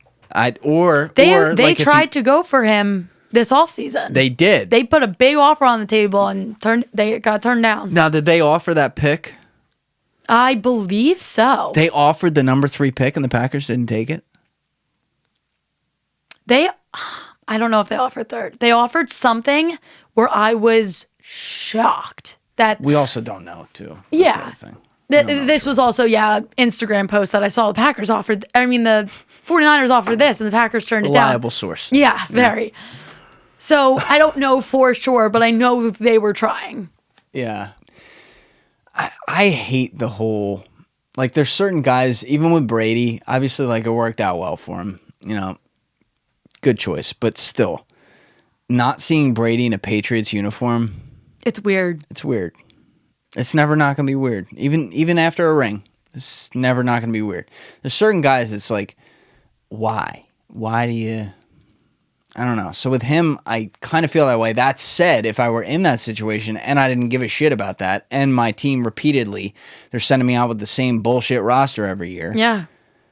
Even this year, they had a chance this year. Elijah Moore was on the table. Great receiver.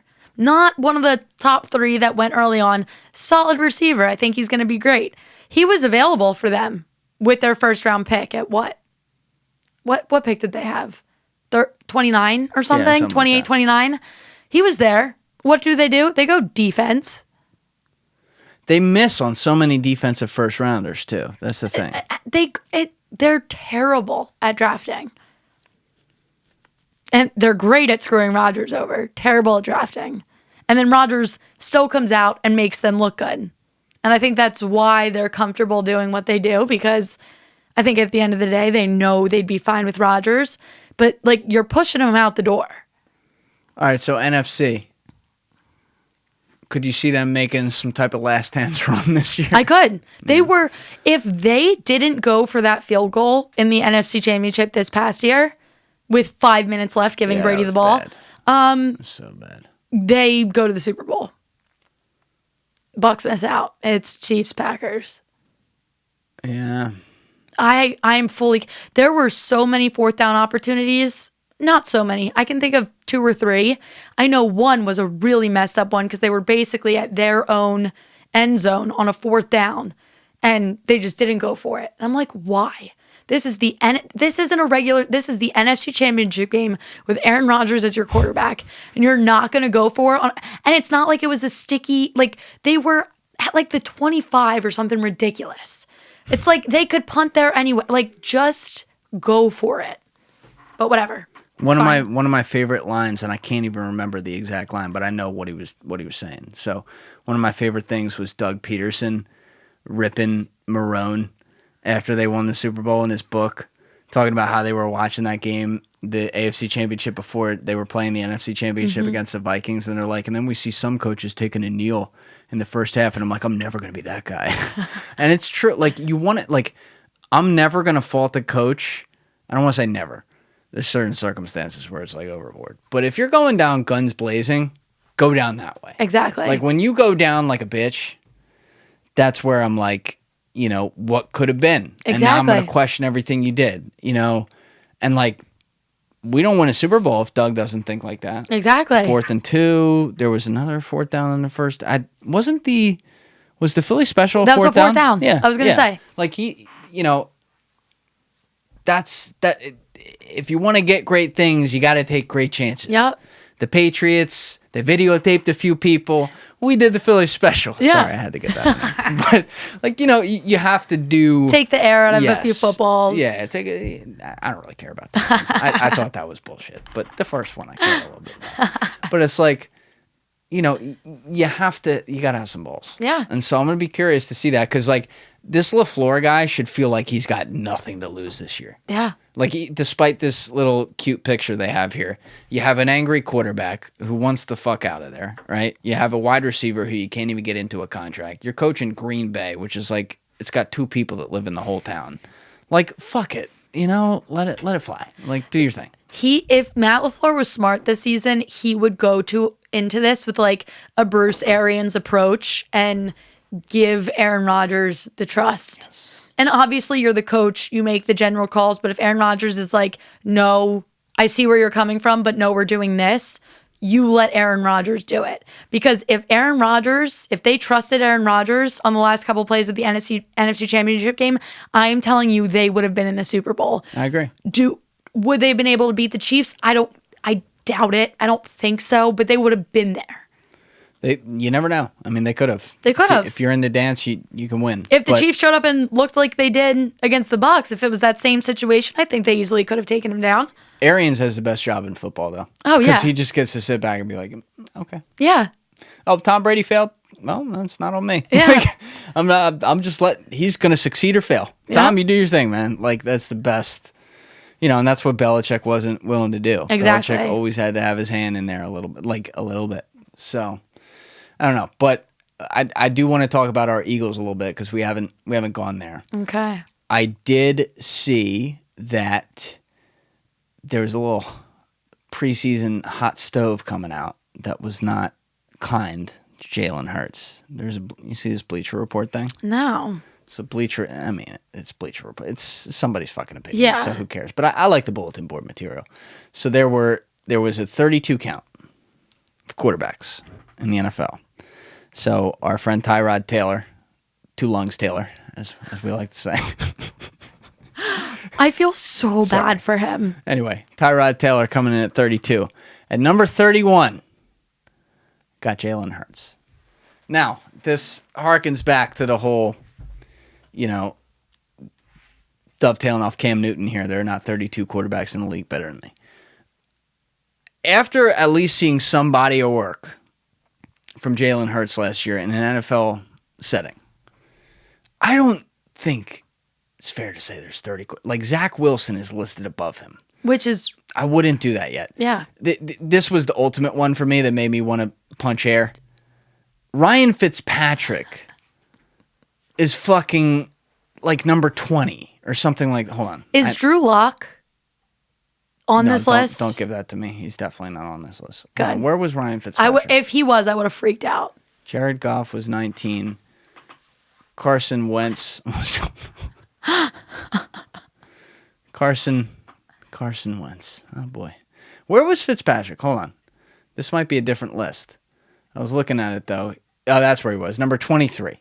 So you're telling me Ryan Fitzpatrick, not to give him hate, he's a nice guy, good guy to have in your locker room. He's the cool uncle of the NFL. Cool uncle of the NFL, has a great resume as a backup quarterback.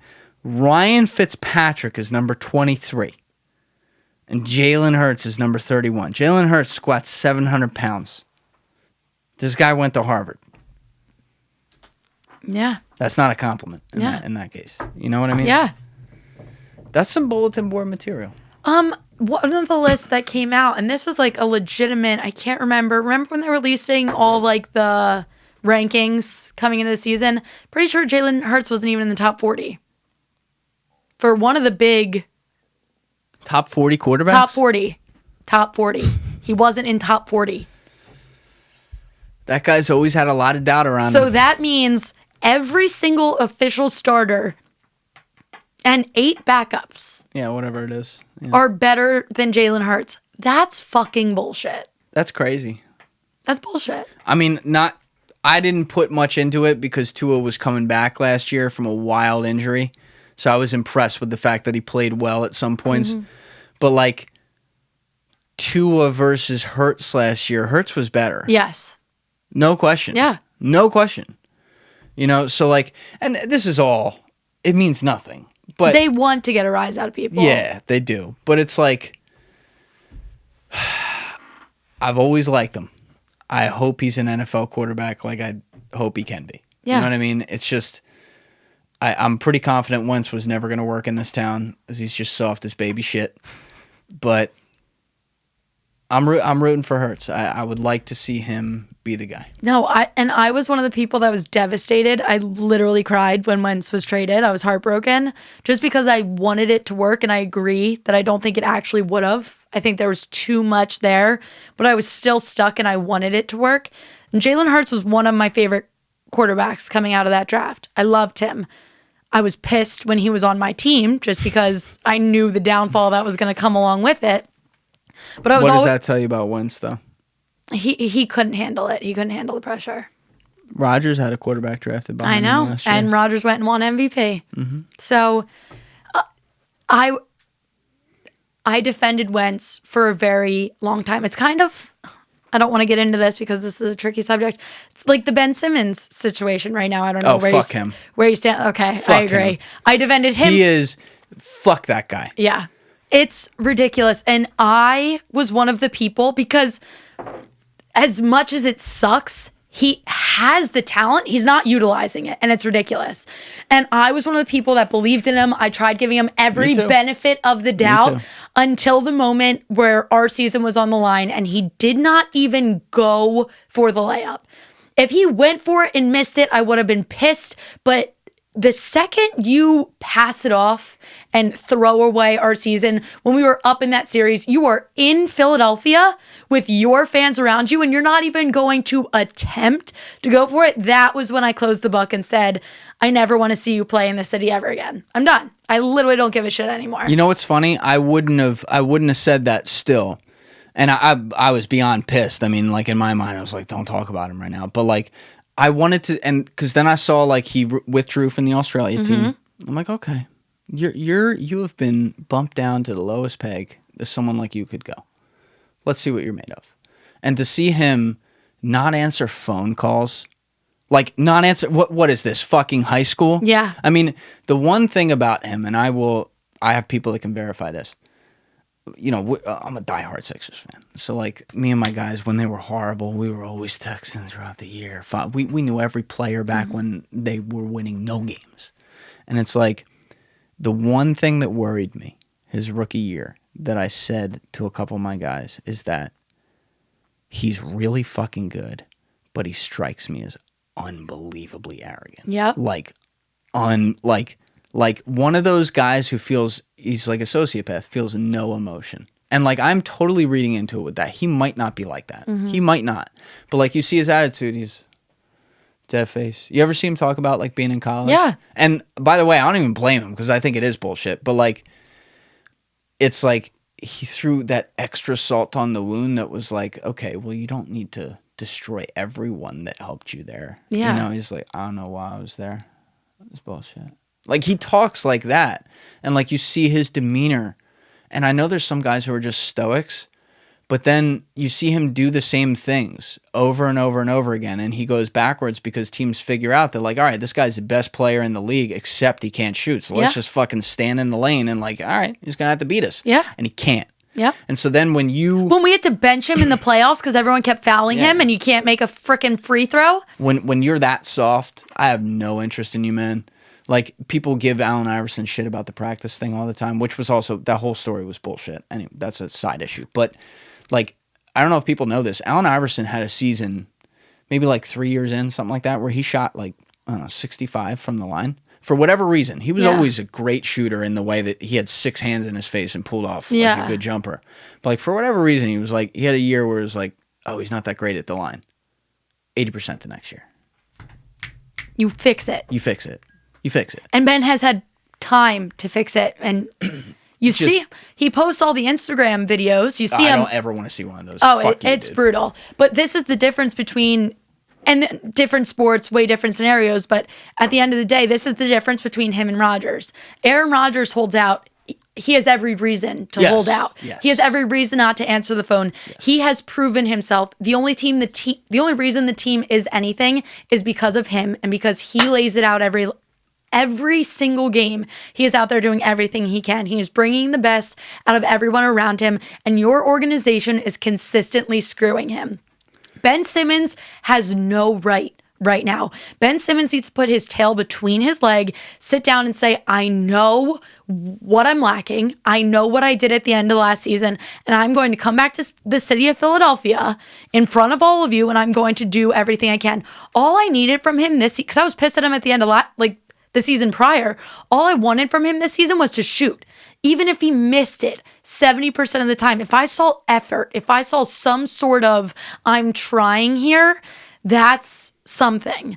What I saw in this playoffs, it was just embarrassing. You know what, though? And this is weird, but I don't want to say I'm defending Ben Simmons. The regular season, he was better. A little. A little. Not much. I'm not going to do that. But I'm saying, I was like, trying. one thing I'll say is that, especially because he was a modern day guy, he came up in high school, he was in the internet era. And these guys who come up in this era, it is very hard for me to put myself in the shoes of a 13, and I use this for LeBron a lot too. He didn't come up in that, but he came up in a high media era. It's very hard for myself to put myself in the shoes of a 13 or 14-year-old who is being called a god by everyone. If I were called a god by everyone around me, I'd be a raging narcissist. Yeah.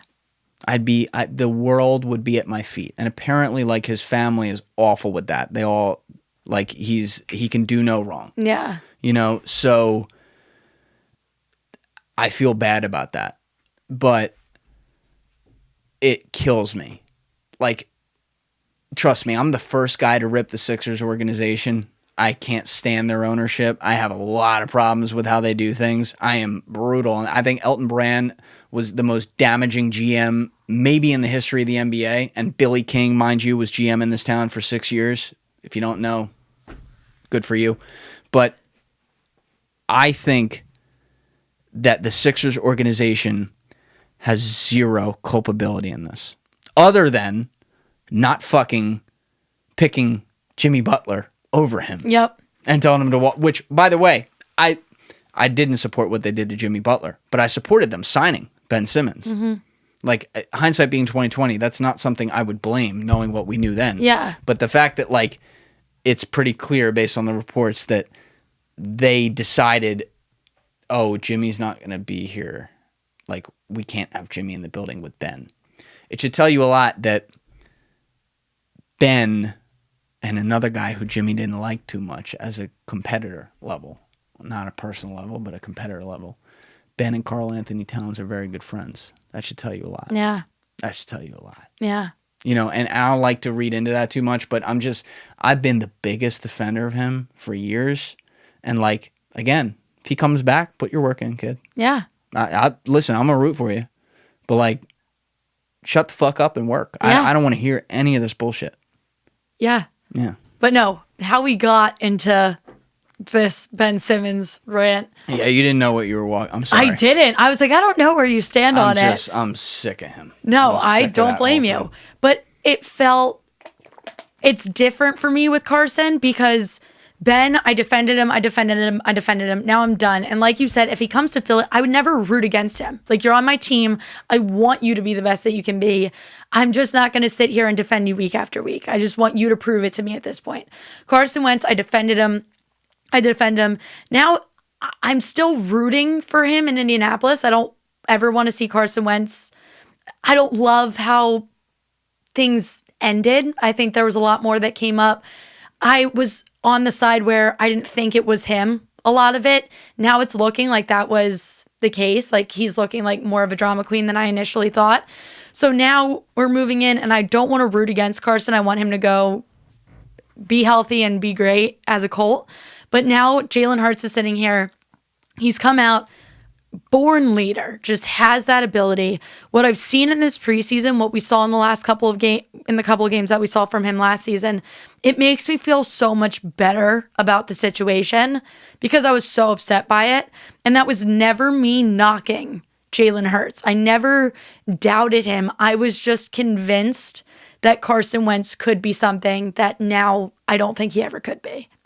So, moving in a new direction, turning a new leaf, I am all for Jalen Hurts. This list, putting him at 31, is ridiculous. The list that didn't put him in the top 40 is ridiculous.